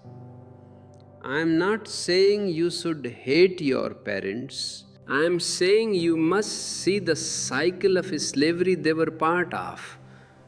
The family as it exists today is a training ground for the army and the factory. It teaches you to follow orders. It teaches you to feel guilty if you are different. It teaches you to sacrifice your joy for the honor of the name. A true family would be a place where the child's unique potential is celebrated, not crushed. It would be a place of freedom, not a place of discipline. The new man will create a new kind of community, not based on blood or names, but on consciousness. A community of friends who are together because they choose to be, not because they are obligated to be. In such a community, the priest and the politician would have no entry. They thrive on obligations. They are destroyed by freedom. This is the beauty of our global family here. We are not bound by blood or nationality. We are bound by a shared thirst for truth. If you haven't yet, subscribe and join this family. We are proving every day that people from every corner of the earth can come together in peace, without the need for a flag or a holy book. The politician and the priest also control the mind by giving it information. But information is not knowledge. Information is just words stored in the memory. The more informed you are, the more the mafia has filled your head with their version of reality. They want you to know everything about the news and nothing about your own being. They want you to be an expert on the problems of the world so that you never have time to find the solution of the self. I want to suggest a fasting from information. Turn off the television, stop reading the newspapers, and put down the political magazines for a few days.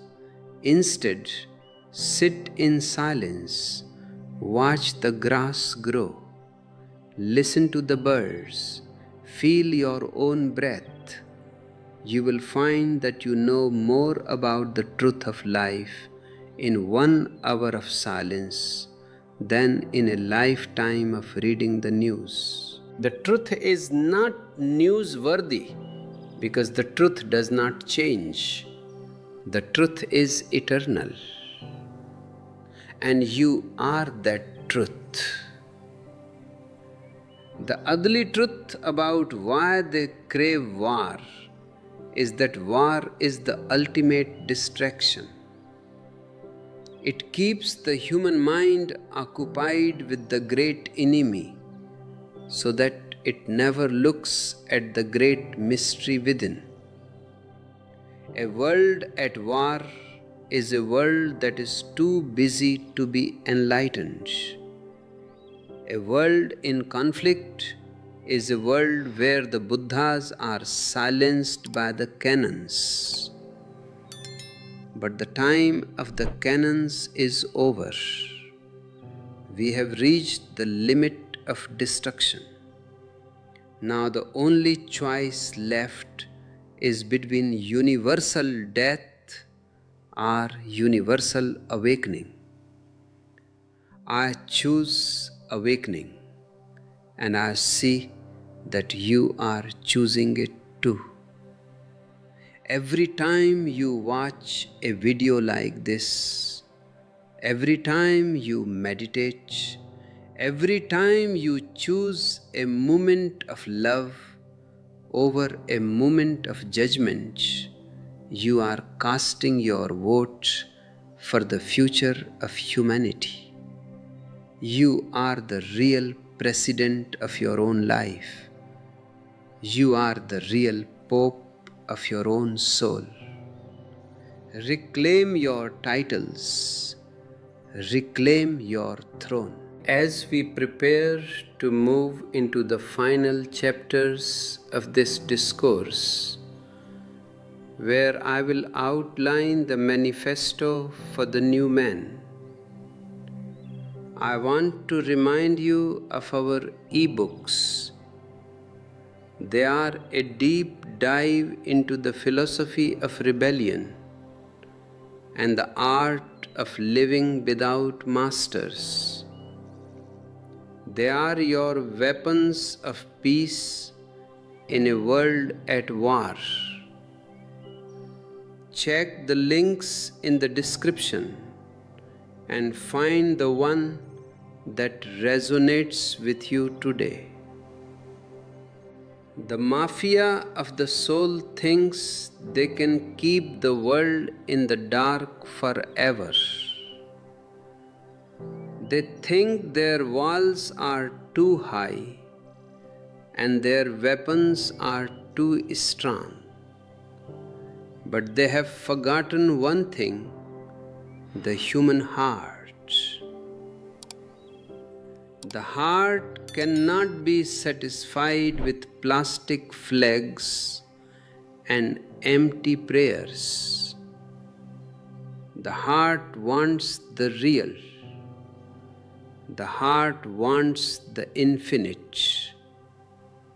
And once the heart starts to wake up, no power on earth can stop it.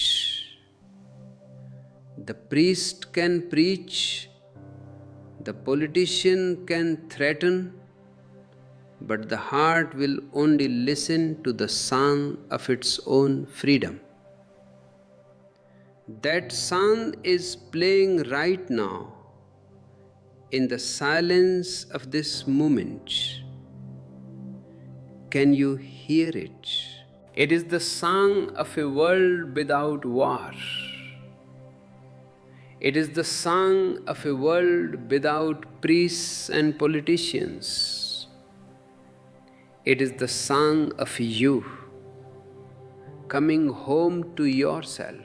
This brings us to a very deep realization. The old man is dead, but he refuses to be buried.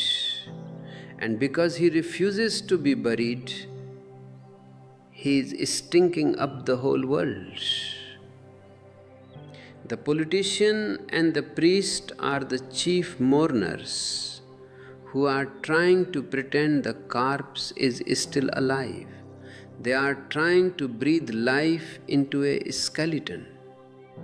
The old man is the man of the crowd, the man of the past, the man of belief, and the man of war. The new man, the rebel, is the only hope for a future. If the new man does not arrive soon, there may be no humanity left to talk about. The politician and the priest have always told you that democracy is the ultimate solution. They say it is the rule of the people. But look at it closely. Is it really the rule of the people? Or is it the rule of the most cunning manipulators over the people? I call the current state of the world a mobocracy. It is not democracy.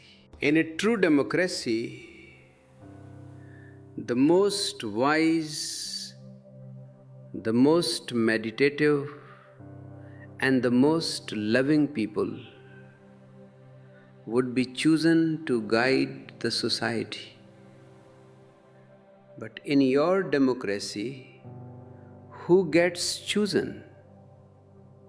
The one who can shout the loudest, the one who can lie the most convincingly, the one who can tap into your fears of the other, The politician loves democracy because it gives him a mask of legitimacy. He can say, "The people choose me." But the people are asleep. They are conditioned. Choosing between two politicians is like choosing between two brands of cigarettes. Both cause cancer, but they have different logos.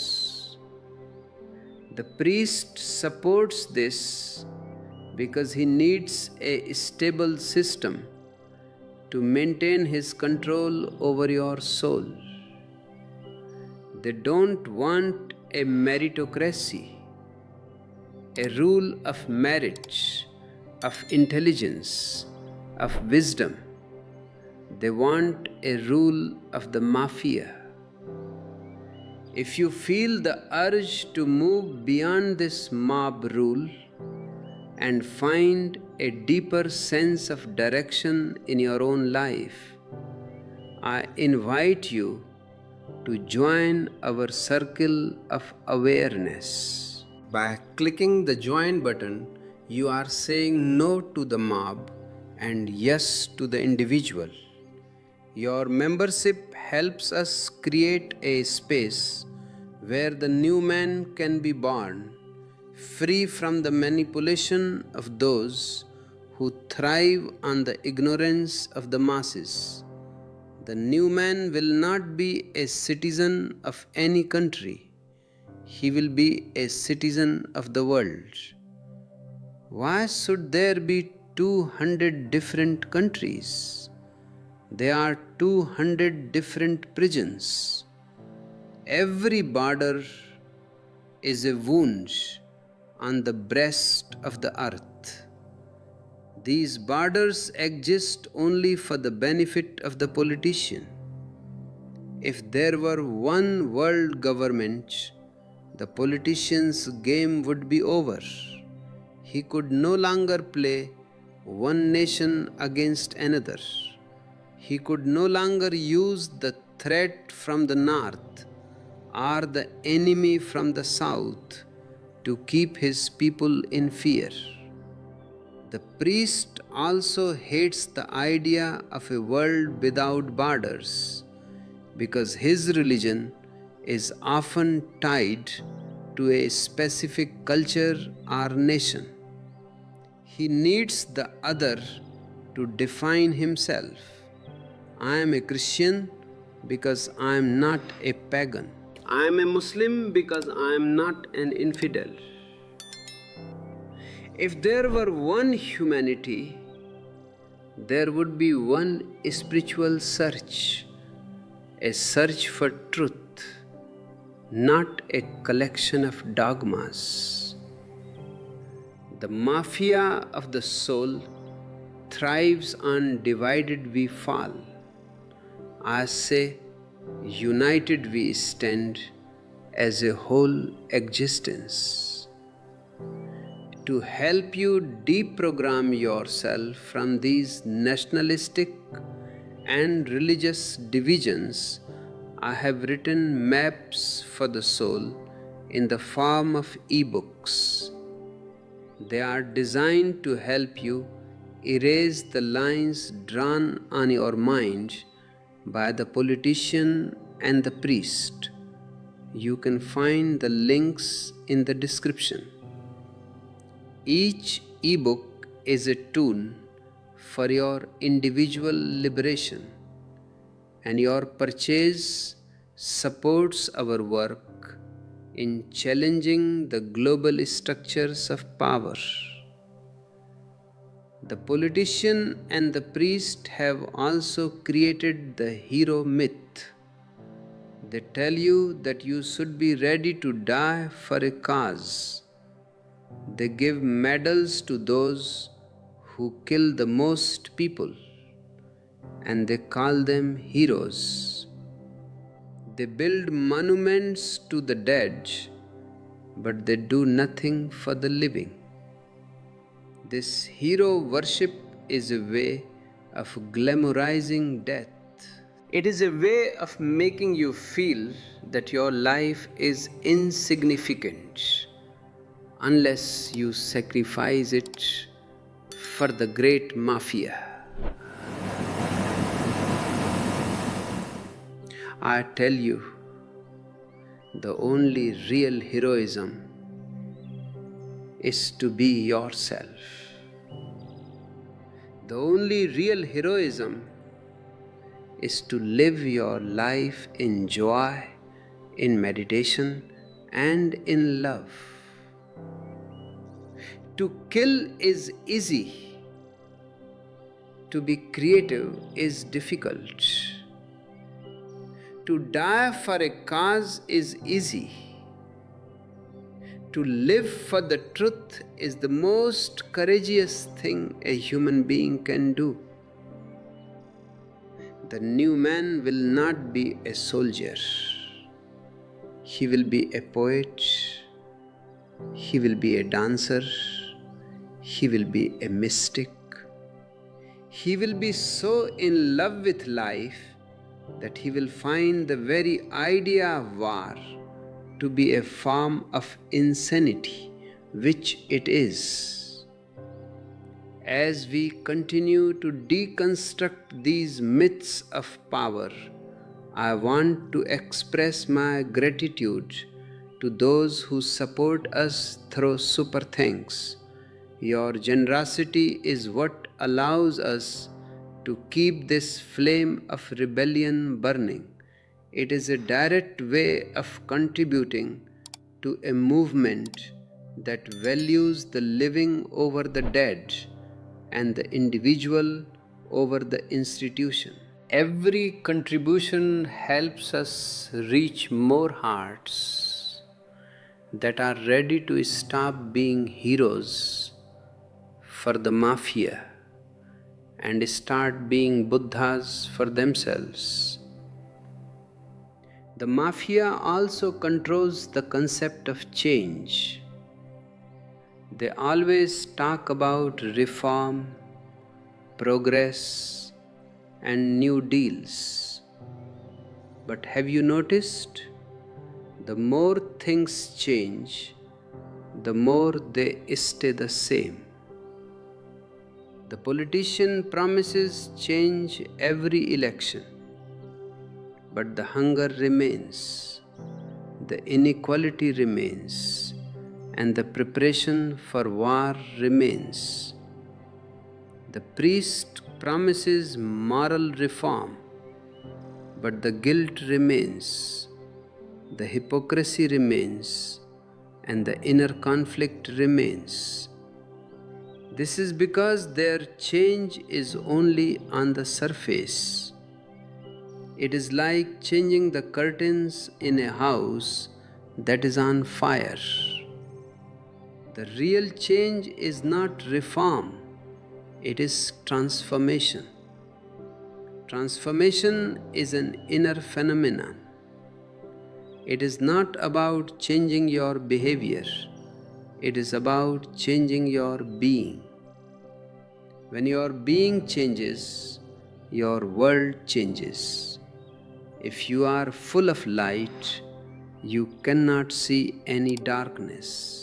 If you are full of love, you cannot see any enemies. The mafia is terrified of transformation because a transformed man is a man they cannot recognize.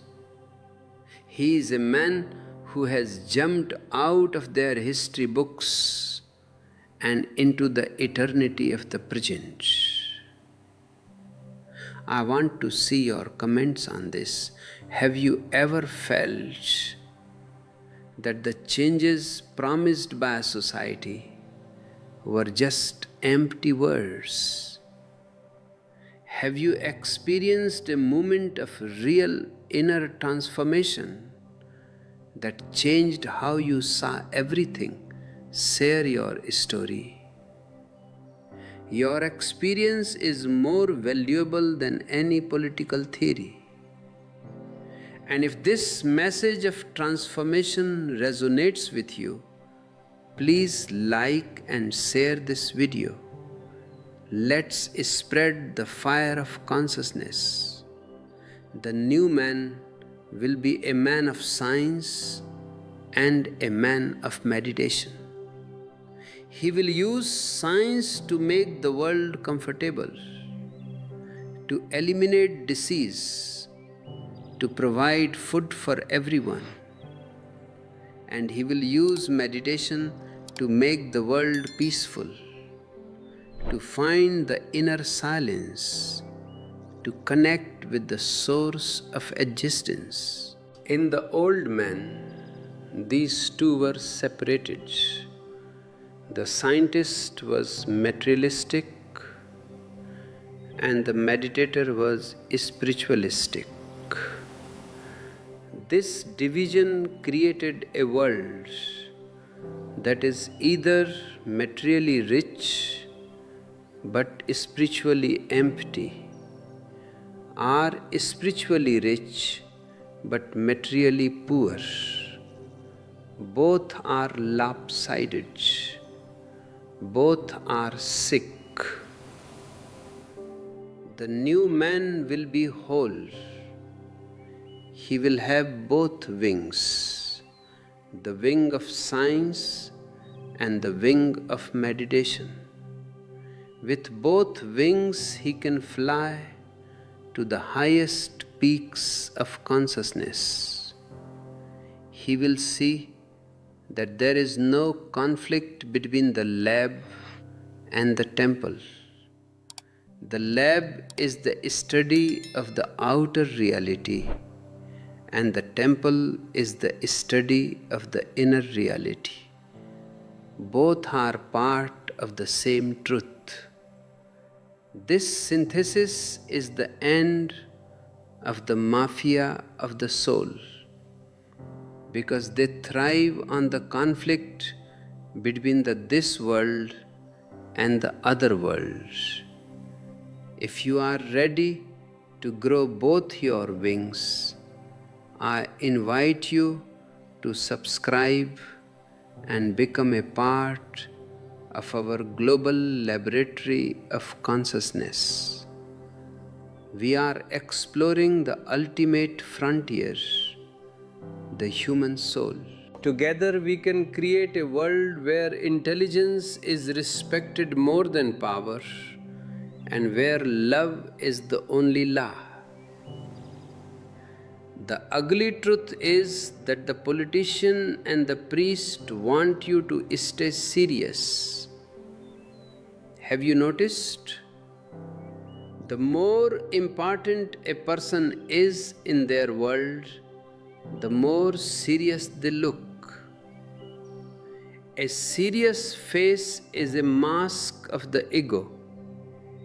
Seriousness is a sickness. It is the absence of a sense of humor. The mafia hates laughter because laughter is a great liberator. When you laugh, you cannot be a slave. When you laugh, you cannot be a soldier. Laughter is the sound of a soul that has realized the absurdity of the great game. I say to you, let your religion be a dance. Let your politics be a joke. Don't take these people seriously. The moment you take a politician seriously, you have given him power over you. The moment you take a priest seriously, you have given him the keys to your soul. Laugh at them. Laugh at their tall hats and their long speeches and their serious medals. Their power is a house of cards, and one good laugh can blow it down. The new man will be a man of laughter. He will know how to be silent, but he will also know how to belly laugh at the cosmic joke of it all.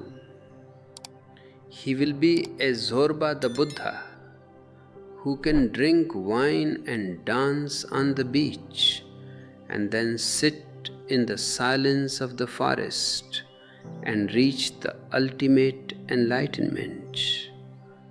This is the only way to be a complete human being.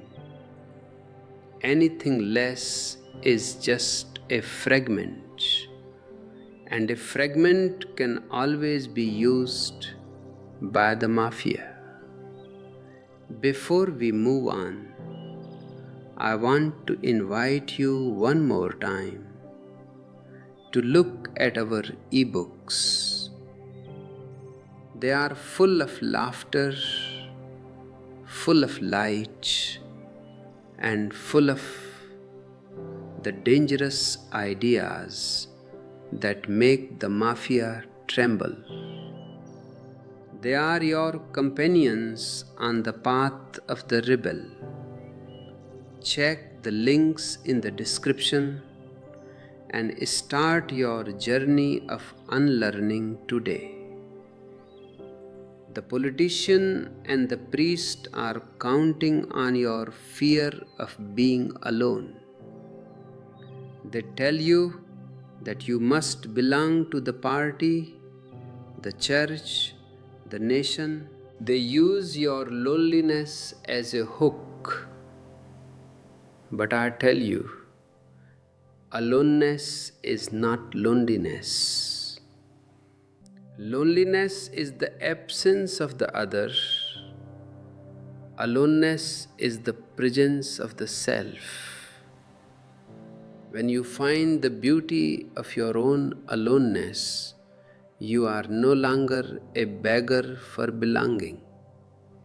You are a king in your own right. And a man who is happy in his aloneness is the only one who can truly be in a global community, because he doesn't need the group to give him an identity. He brings his own light to the group. He is not a part of the mafia of the soul. He is a part of the brotherhood of light. This is the future.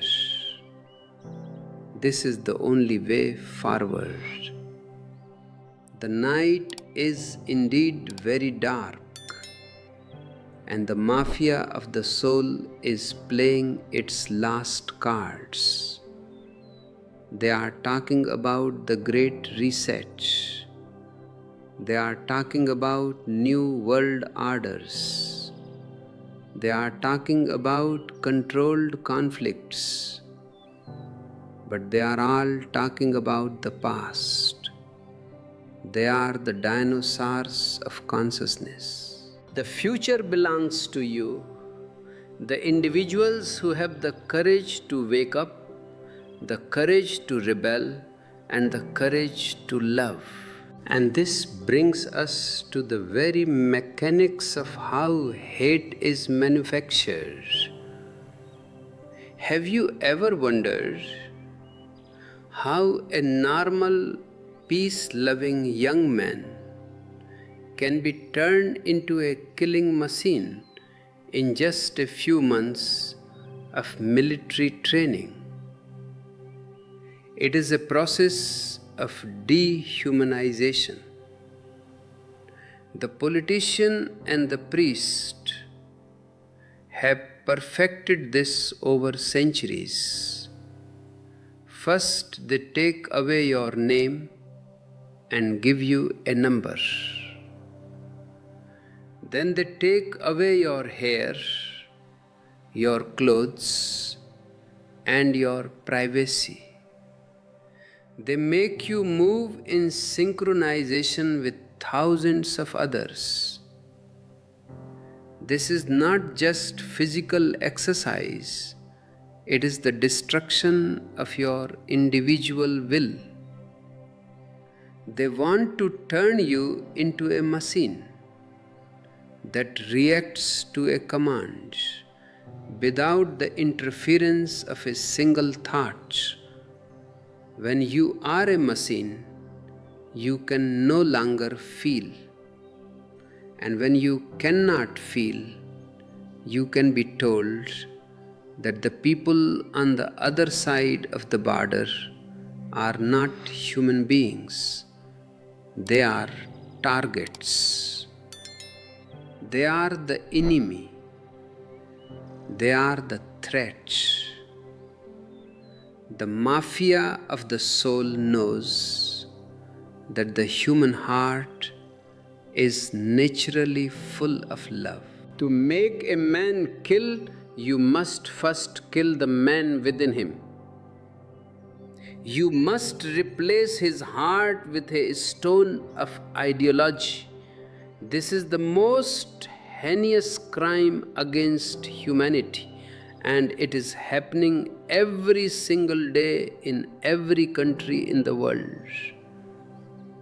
If you are listening to this and feeling a deep sense of recognition, a feeling that you have been fighting to keep your heart alive in a world of stones, then you are one of us. I invite you to click the join button and support this work. We are creating a global heartbeat, a sanctuary for those who refuse to be turned into machines. Your membership is the fuel that allows this message of love to reach the most mechanical corners of the world. The priest does exactly the same thing in the temple. He doesn't give you a gun, but he gives you a belief. And a belief is more dangerous than a gun. A gun can only kill the body, but a belief kills the intelligence. When you believe, you stop seeking. When you stop seeking, you are dead while still living. The priest tells you that those who believe differently are lost souls. Heretics are infidels. He creates a mental border that is far more difficult to cross than any physical border. This mental border is the breeding ground for all the crusades and jihads that have soaked the earth in blood. Look at the history of religions. It is a history of a slaughter in the name of God, the one who is supposed to be all merciful. Can you see the insanity? The politician and the priest are the two legs of this insanity. One provides the physical weapons, and the other provides the psychological justification. And the poor human being is caught in between, thinking he is being patriotic or holy, while he is simply being a puppet. To understand the depth of this manipulation and how to unmask it in your own mind, I highly recommend our ebooks. They are like surgical tools for the soul, helping you remove the tumors of belief and the scars of nationalism. You can find them in the description below. By purchasing them, you are directly supporting the independence of this channel and your own journey toward a clear, unconditioned mind.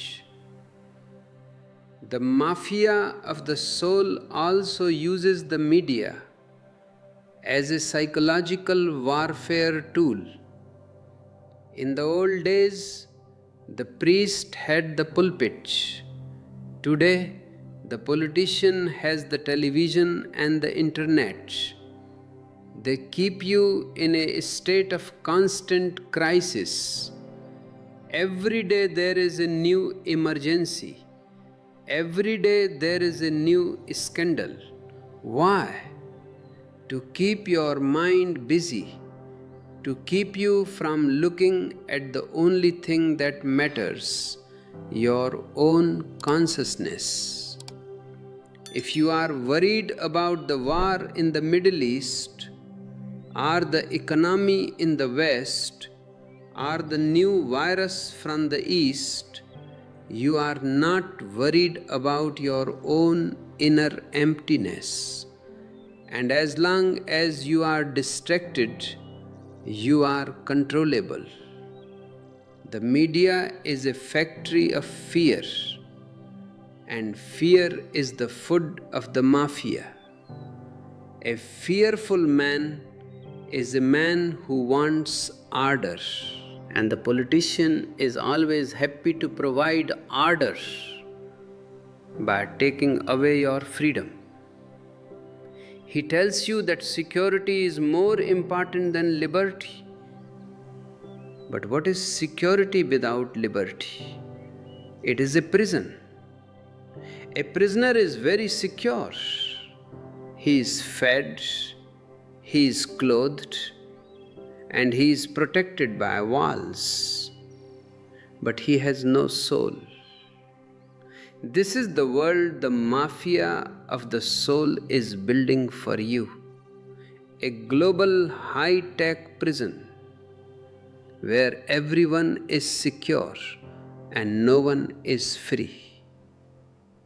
If you feel this message is a much needed wake-up call in this age of distraction, please consider using the Super Thanks feature.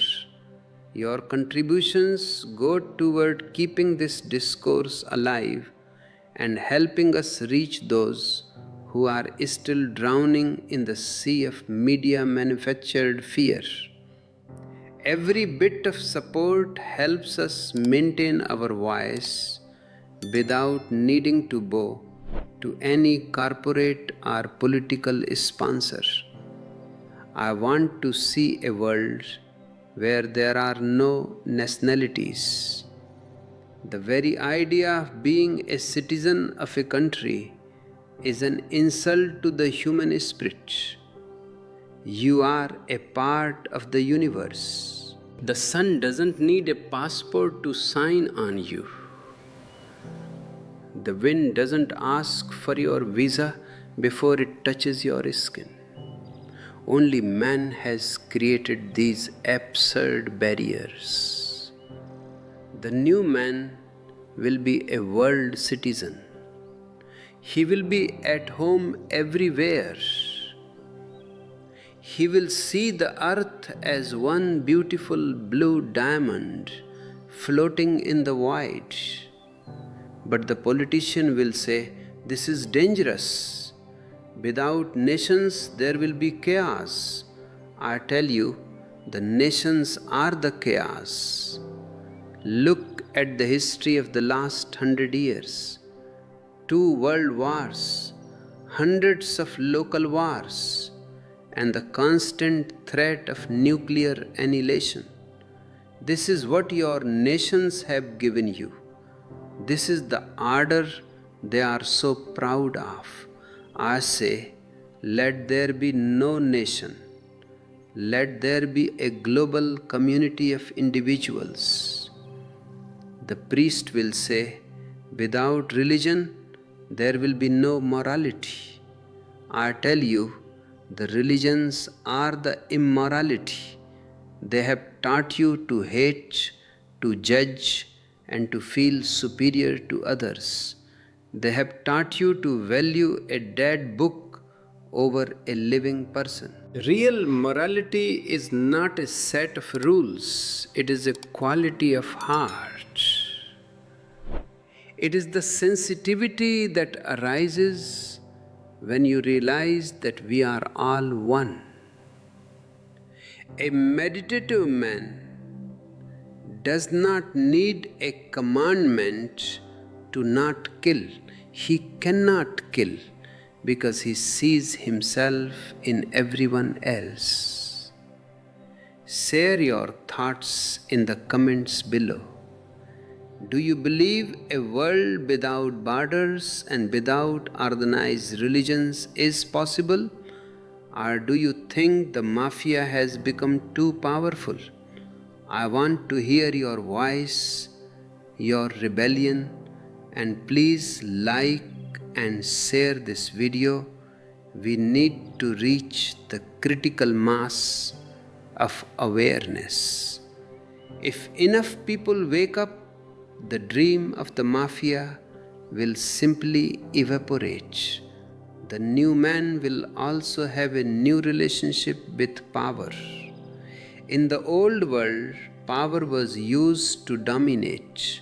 In the new world, power will be used to create. The old power was power over. The new power will be power with. When you are centered in your own being, you have a natural power, a charisma, but it doesn't want to rule anyone. It wants to empower everyone. A Buddha doesn't want followers. He wants more Buddhas. A master doesn't want slaves. He wants more masters. The politician is terrified of this kind of power because it cannot be bought or sold. It cannot be taken away by an election or a revolution. It is an inner treasure. And the priest is terrified because he can no longer be your mediator. When you have your own connection to the divine, the priest becomes a beggar. He has no holy goods to sell you anymore. This shift from dominance to creativity is the essence of the Jorba the Buddha vision. It is the synthesis of the outer richness of science and the inner richness of meditation. It is the only way to heal the split in the human soul. The old man was either a materialist who lost his soul or a spiritualist who lost his body. Both were incomplete. The new man will be whole. He will love his body, he will enjoy the world, and he will remain in deep silence. As we move toward the final stages of this discourse, I want to thank you for your presence. If you haven't subscribed yet, now is the time. Join this rebellion of consciousness. And for those who want to go deeper, our ebooks are always available. They are the seeds of a new world, a world where the mafia of the soul is just a bad memory from a darker age.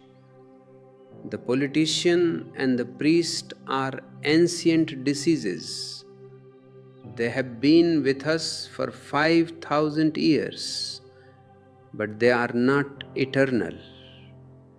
They are just a stage in the evolution of human consciousness, a childhood stage. We have been like children, needing fathers to tell us what to do, needing gods to tell us what is right. But humanity is now coming of age.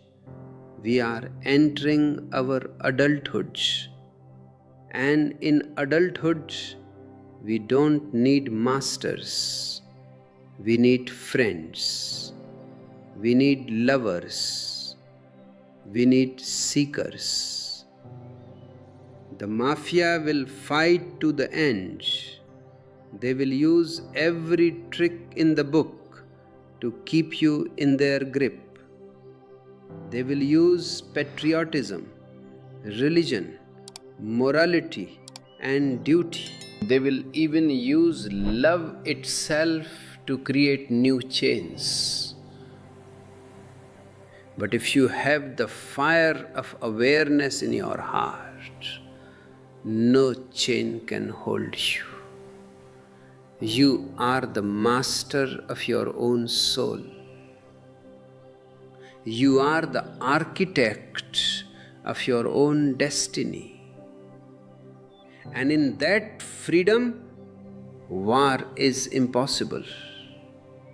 In that freedom, poverty is impossible. In that freedom, the mafia of the soul simply vanishes like a mist when the sun comes up. Let the sun rise. Let the new man be born within you today. This brings us to the very heart of the disease, the addiction to power. I have said it before and I will say it again. Power does not corrupt. It is the corrupt who seek power. But we must ask why? Why this insatiable hunger to sit on a throne,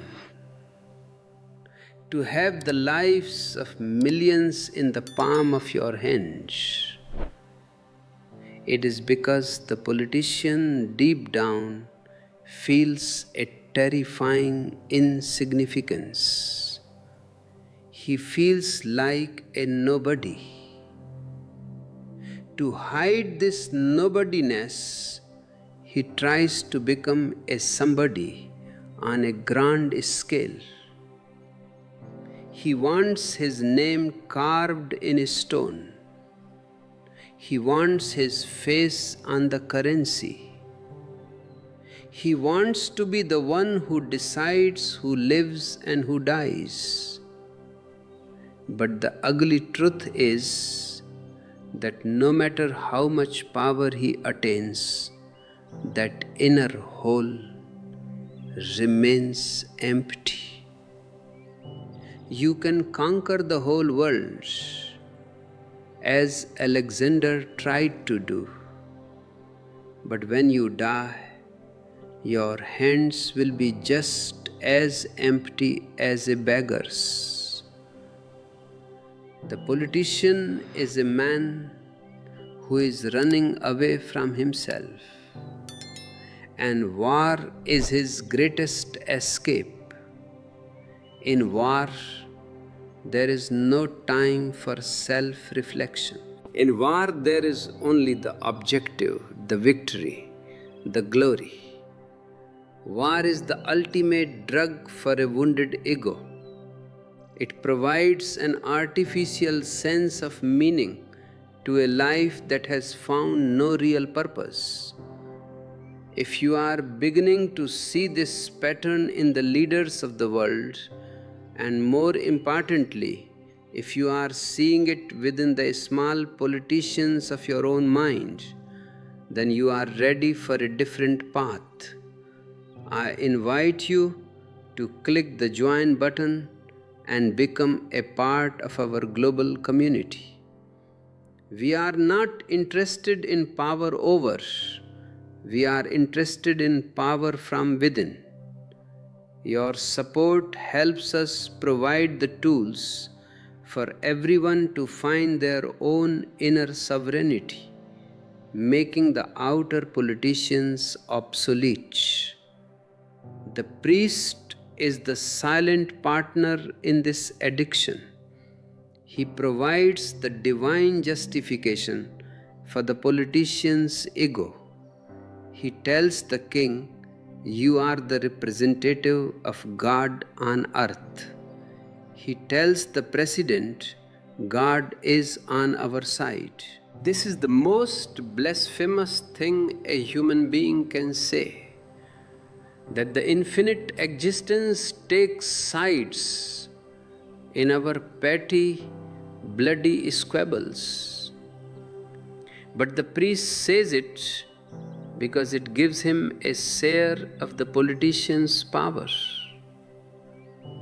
The temple and the palace have a secret door connecting them. The wealth flows one way and the blessings flow the other. This alliance is what I call the mafia of the soul. They have created a world where you are never allowed to be at peace with yourself. If you were at peace, you wouldn't be ambitious. If you weren't ambitious, you wouldn't be a good tool for the politician. If you were at peace, you wouldn't feel sinful. If you didn't feel sinful, you wouldn't be a good customer for the priest. They need you to be in a state of constant inner war, so that you are always looking for an external solution, a leader to follow, or a God to pray to help you dismantle this inner war and find the peace that surpasses all understanding. I have written several ebooks that act as guides for the solitary seeker. They are designed to help you recognize the priest and the politician within your own psychology. You can find them in the description below. By purchasing them, you are supporting a movement that values individual freedom over collective slavery. Let's look at the concept of national interest. This is one of the politicians' favorite phrases. But what is national interest?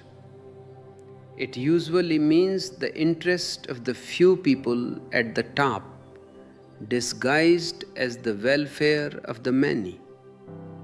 When they say the country is in danger, they mean our power is in danger.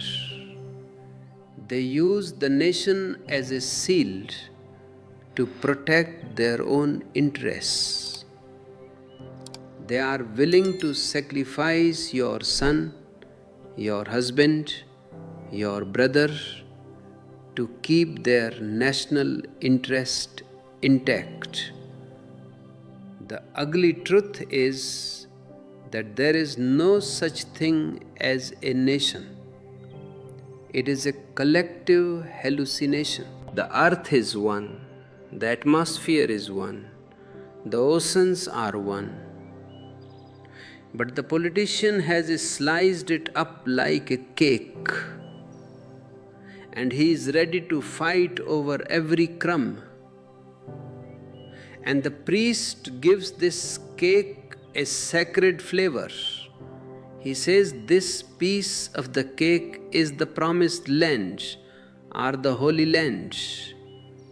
And people die for a piece of cake. If you find this perspective shocking, good, it is meant to be.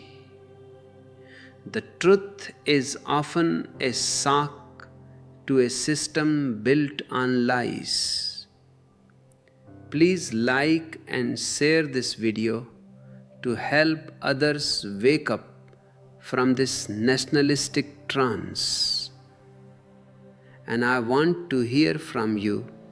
Have you ever felt that nationalism was a way to stop you from feeling your humanity? Leave a comment below. Let's start a dialogue that doesn't respect borders. The new man will see through all these linguistic traps. He will realize that patriotism is just another word for hate. You cannot be a patriot of one country without being an enemy of another. I am not a patriot. I am a lover of existence. I don't belong to a part, I belong to the whole. This is the only way to end war. You cannot have peace as long as you have nations. You can only have truces. Real peace requires the total dismantling of the nationalistic ego. But the mafia will tell you this is treason. I say it is the ultimate loyalty to life itself. The only treason is to support a system that is preparing for global suicide. The only heresy is to follow a religion that teaches you to judge and hate. The new man will be a rebel against every institution that denies the unity of humanity. As we continue this journey toward the new man, your support through super thanks is what keeps us going. We are a small island of consciousness in a vast ocean of manipulation. Your contribution helps us keep the lighthouse shining. It ensures that this message reaches those who are still lost in the fog of duty and morality. Thank you for being a part of this rebellion. The politician and the priest are also very afraid of intelligence. They don't want intelligent people. They want intellectual people. What is the difference? An intellectual is someone who knows a lot about books, theories, and ideologies. He is a man of memory. The mafia loves him because they can give him a better theory or a more logical ideology and he will follow it. He is a sophisticated slave. But an intelligent person is someone who sees. He has eyes. He sees the hypocrisy of the priest. He sees the greed of the politician. He sees the absurdity of the border. He cannot be fooled by beautiful words like democracy or salvation, because he looks at the reality behind the words. Intelligence is a threat to the mafia because it is inherently rebellious. It cannot be organized. It cannot be led. It can only be shared. My work here is to trigger your intelligence. I am not giving you a new belief to replace your old one. I am giving you a fire to burn all your beliefs. I want to leave you in the state of not knowing, because in that state you are fresh. In that state you are open. In that state you are truly alive. The mafia thrives on your knowing, because they are the ones who gave you that knowledge. They taught you what is good and what is evil. They taught you who is friend and who is enemy. Drop all that junk and see with your own eyes. If you are ready to drop the knowledge and find the intelligence, I invite you to explore our ebooks. They are not meant to fill your head, they are meant to empty it. They are meditations in word form. You can find the links in the description. Every purchase is a vote for a more intelligent, more aware world. The ugly truth about why they crave war is that war is the only time the politician feels like a creator. He cannot create a flower. He cannot create a poem. He cannot create a happy society. But he can create a new world order out of the ruins of the old one. He is a creator of history, and history is written in blood. He is like a child who builds a sand castle just so he can kick it down. But the sand castle in this case is made of human lives. And the priest is there to consecrate the ruins. He tells you that the suffering is a test from God. He tells you that the dead are martyrs. He uses the tragedy to bring you closer to his temple. They are both parasites of human misery. They need the world to be a valley of tears so that they can be the ones to offer the handkerchief. I say to you, stop crying, start dancing. The world is not a valley of tears, it is a garden of joy. But to see the garden, you must first stop looking through the glasses provided by the priest and the politician. You must take off the blindfold of faith and the shackles of citizenship. You must stand alone in your own light. This is the path of the sannyasin, the path of the rebel. It is not an easy path, but it is the only one that leads to life.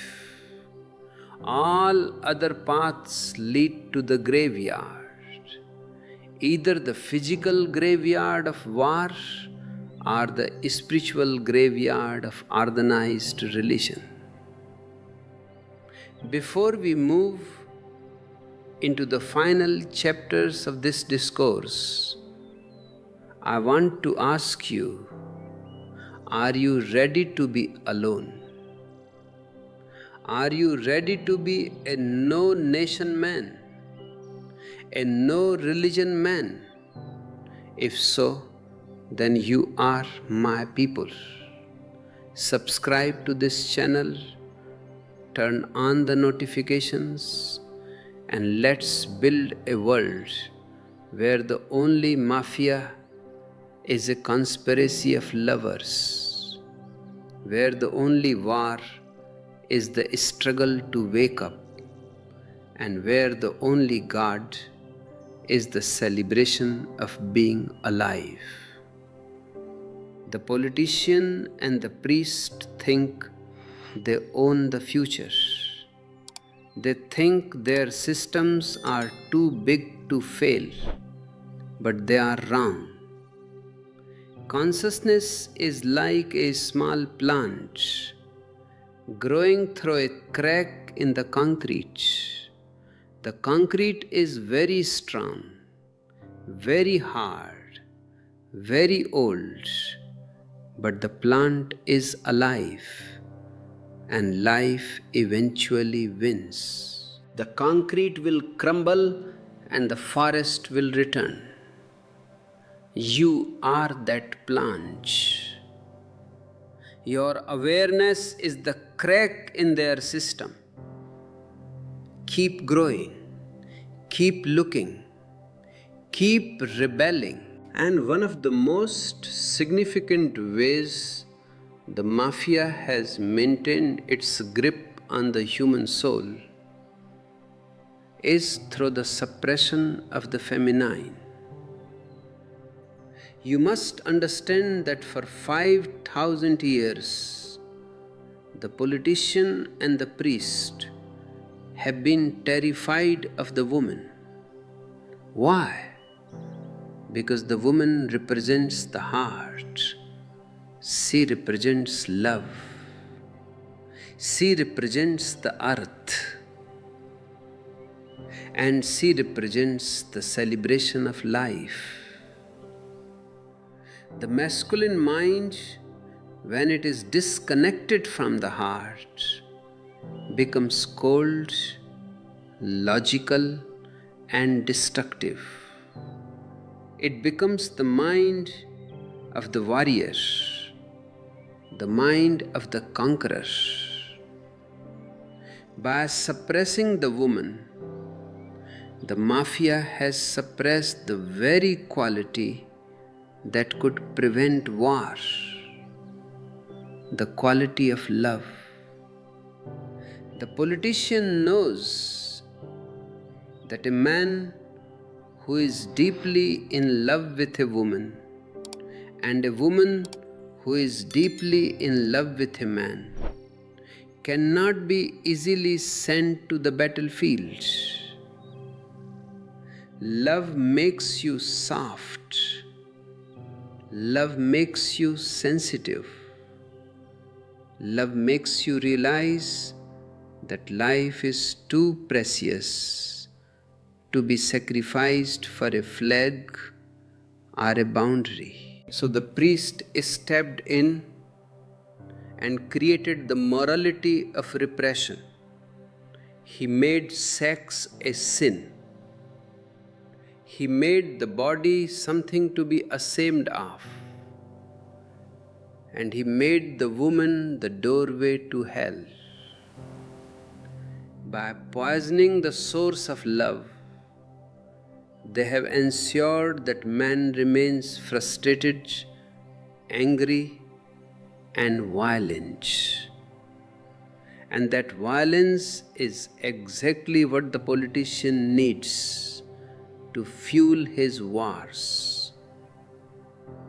If you are beginning to feel the deep injustice of this historical suppression within your own heart, I invite you to join our movement for a more balanced, more loving world. By clicking the join button, you are helping us bring the masculine and the feminine back into a harmonious dance. Your support allows us to reach those who have forgotten how to love because they were taught only how to compete and conquer. The world has been run by half human beings. Man has been trying to live without his heart, and the result is the history you see in your textbooks, a history of blood, iron, and fire. The woman has been kept in the kitchen or in the bedroom, her intelligence denied, her spirit crushed. But the new man will not be a man in the old sense. The new man will be a synthesis of man and woman. He will have the strength of the masculine and the sensitivity of the feminine. He will be a Zorba the Buddha, who can fight for the truth if necessary, but who prefers to sing, to dance, and to love. When the feminine energy is released, the politician will lose his most powerful tool, the frustrated soldier. A man who is whole, a man who is satisfied in his love and centered in his being, simply refuses to kill. He sees the absurdity of it. He sees that the enemy is just another heart beating in another body. This is the ultimate revolution, the liberation of the feminine within both men and women. To explore this inner balance and understand how to reclaim your own heart from the grip of the priest's morality, I have written several ebooks that serve as a manifesto for this new humanity. They are guides for the deconditioning of your emotional world.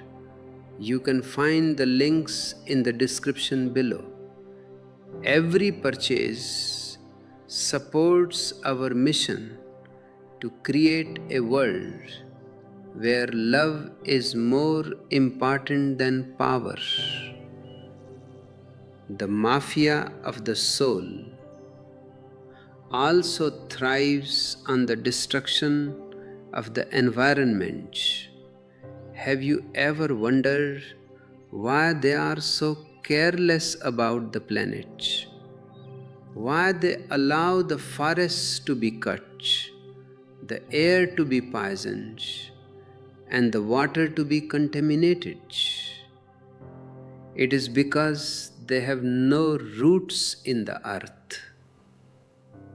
The politician is only interested in the next 5 years, the next election. The priest is only interested in the other world, the heaven after death. Neither of them cares about the living, breathing reality of this planet. They are both anti-life. Because they don't love life, they don't care if the planet dies. In fact, many religious leaders look forward to the end times, the apocalypse, the day of judgment. They see the destruction of the earth as a fulfillment of their prophecies. This is a psychological sickness of the highest order.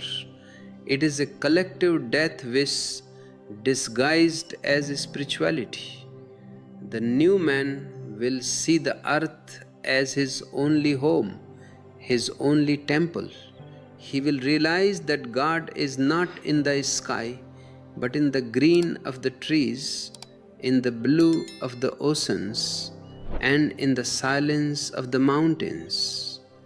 If you feel this urgency to protect our beautiful home from the madness of the mafia, please consider using the Super Thanks feature.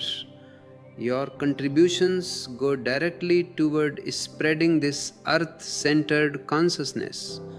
We need to wake up the world to the fact that we are part of nature, not its masters. Every bit of support helps us amplify this voice of ecological sanity. I want to hear from you in the comments. Do you feel a connection to the earth that the society tries to break? Do you see how the politician and the priest have separated us from the very source of our life? Share your thoughts. Let's create a community of earth lovers who refuse to participate in the destruction of the planet. And don't forget to like and share this video. Let it be a seed of awareness planted in the mind of everyone who sees it. The ugly truth is that the politician needs a common enemy to keep people united behind him. If there is no enemy, the people start looking at the politician and seeing his incompetence. So if there is no enemy, he must invent one. Sometimes it is another nation. Sometimes it is a race. Sometimes it is a terrorist group. And sometimes it is even an invisible virus. The name doesn't matter. What matters is the fear. Fear is the glue that keeps the crowd together. And the priest is always there to bless the fear, to call it righteousness or faith. But the new man has no enemies. He sees only brothers and sisters. He sees that the person on the other side of the world has the same toothache, the same hunger, the same desire to be loved. This simple realization is the death of the mafia of the soul. They cannot survive in a world of brothers. They can only survive in a world of us versus them. This is why I say, stop being a we, be an I. When you are a we, you are part of the mob. When you are an I, you are a rebel. And as an I, you realize that you are not a sinner, as the priest would have you believe. You are a masterpiece. Existence has taken millions of years to create you. You are the highest flower of consciousness on this planet. Why should you feel guilty? Why should you feel small? The priest wants you to feel small so he can feel big. The politician wants you to feel weak so he can be your strength. I tell you, reclaim your power, reclaim your beauty, reclaim your divinity. As we move toward a world without wars, your participation is vital. Subscribe to this channel and join this global rebellion. We are building a library of truth, a sanctuary for the individual. And if you want to go deeper into these insights, our ebooks are always available to guide you. They are the record of my heart speaking to yours.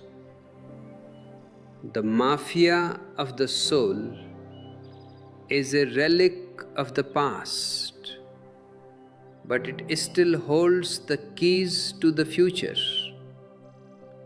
They have the nuclear bombs, they have the banks, they have the media, but they don't have you.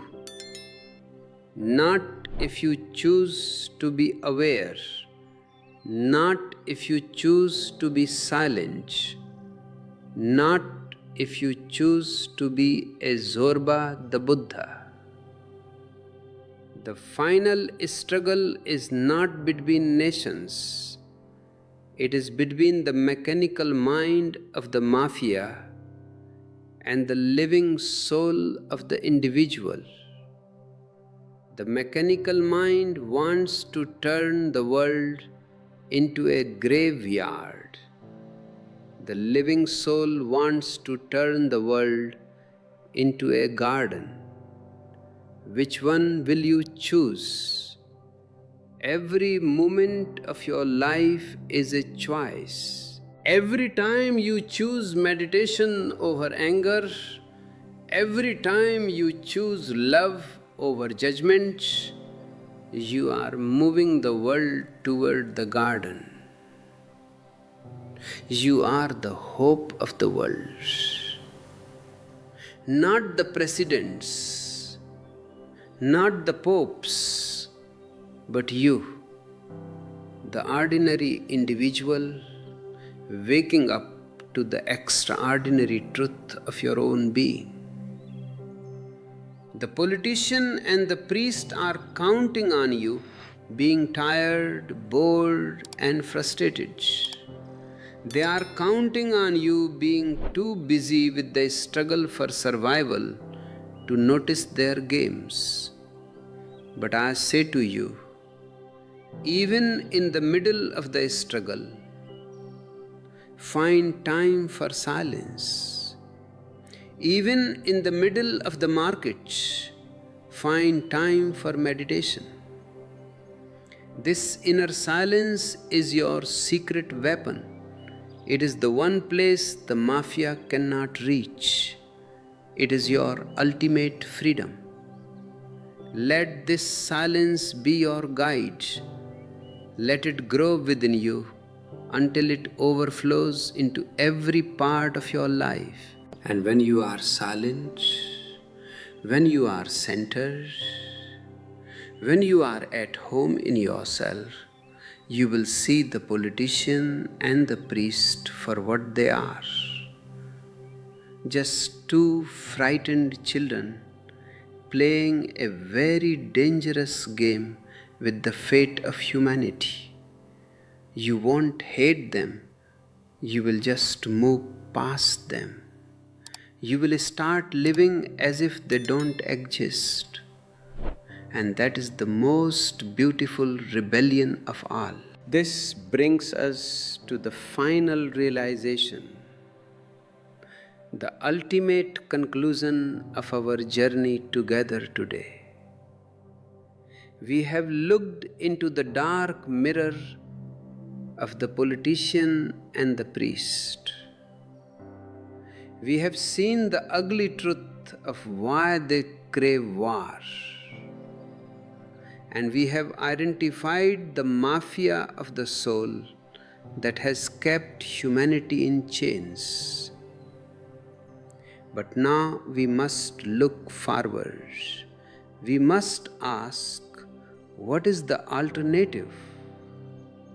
If we dismantle the church and the state, if we ignore the priest and the politician, what remains? What remains is the rebel. And I want you to understand the difference between a revolutionary and a rebel. The revolutionary is a politician. He wants to change the outside. He wants to change the system. He wants to replace one set of rulers with another. But the rebel is a spiritual phenomenon. The rebel is not interested in the system. He is interested in himself. He knows that if the individual is transformed, the system will eventually follow. You cannot have a sick society made of healthy individuals. It is impossible. The new man I speak of is this rebel. He is the one who has dropped the heavy luggage of the past. He is the one who has said no to the collective madness. He is the one who is finding his own way through his own light. This is the only way to end war. Not through treaties, not through the United Nations, not through peace talks, but through the disappearance of the very mind that creates conflict. If you are feeling the fire of this rebellion within you, I invite you to join our global circle of rebels. By clicking the join button, You are becoming a pillar of this new consciousness. You are helping us build a world where the individual is the supreme value and where no institution has the right to sacrifice a single human being for an idea. Your support as a member is what allows us to keep this flame burning bright against the winds of tradition. The new man will be a Zorba the Buddha. He will be a man of the earth and a man of the sky. He will not deny the world like the priest, and he will not deny the soul like the politician. He will be whole. He will use the best of science to create a beautiful, comfortable world. And he will use the best of meditation to create a silent, blissful inner world. This synthesis is the end of the mafia of the soul. They have lived in the gap between the body and the soul.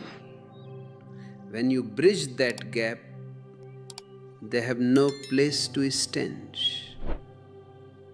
Imagine a world where there is no need for national defense because there are no nations. Imagine a world where there is no need for charity because there is no poverty. Imagine a world where there is no need for hope because the present moment is so fulfilling, so ecstatic, that hope becomes a redundancy. This is not a utopia. This is a possibility that is waiting for your participation. To help you walk this path of the rebel, to help you bridge the gap between your Zorba and your Buddha, I have provided maps and guides in the form of e-books. These are transcriptions of my deepest insights, designed to help you deprogram your mind from 5,000 years of conditioning. You can find the links below.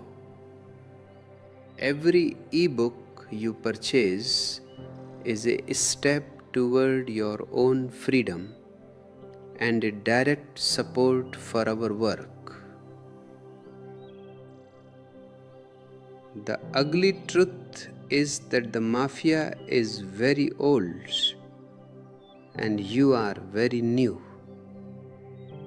They have the power of history and you only have the power of your own awareness.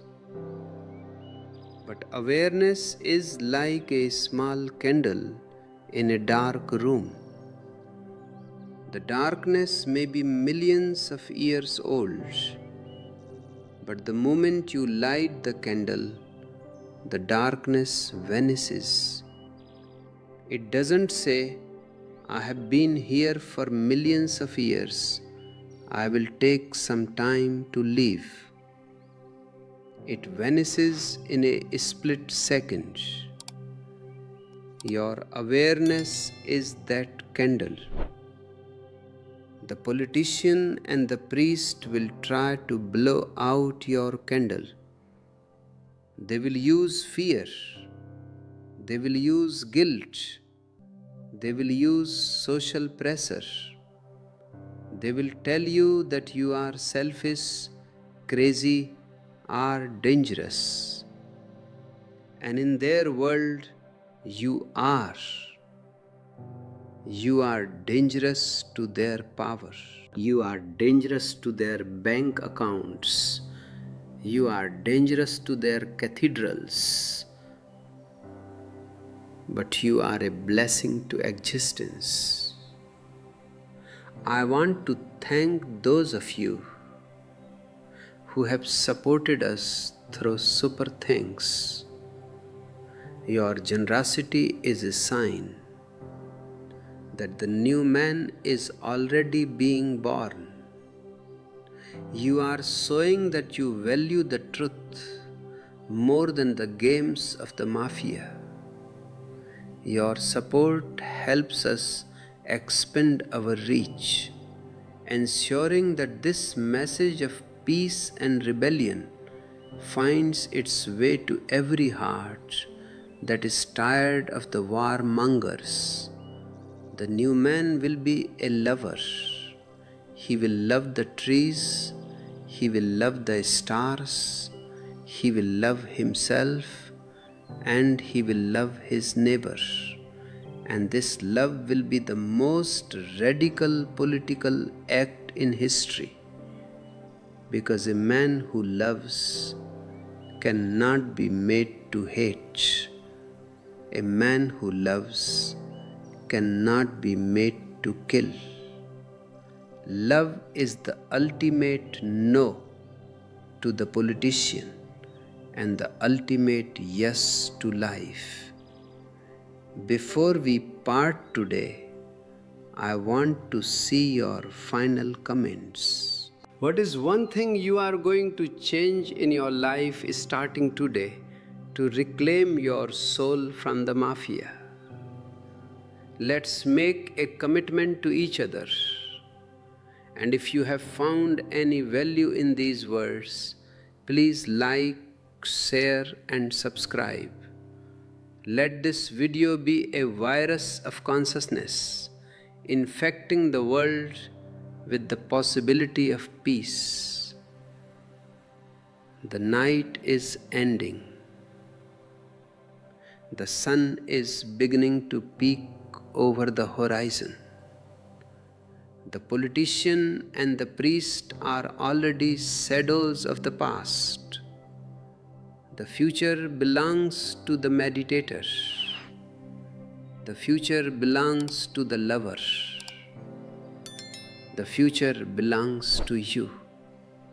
Stay in your silence. Stay in your center. And whenever the world tries to pull you into its madness, remember the still point. You are not the storm. You are the silence at its heart. I am with you on this journey. We are not alone. We are a global family of rebels, and our love is stronger than all their bonds. Goodbye, my friends.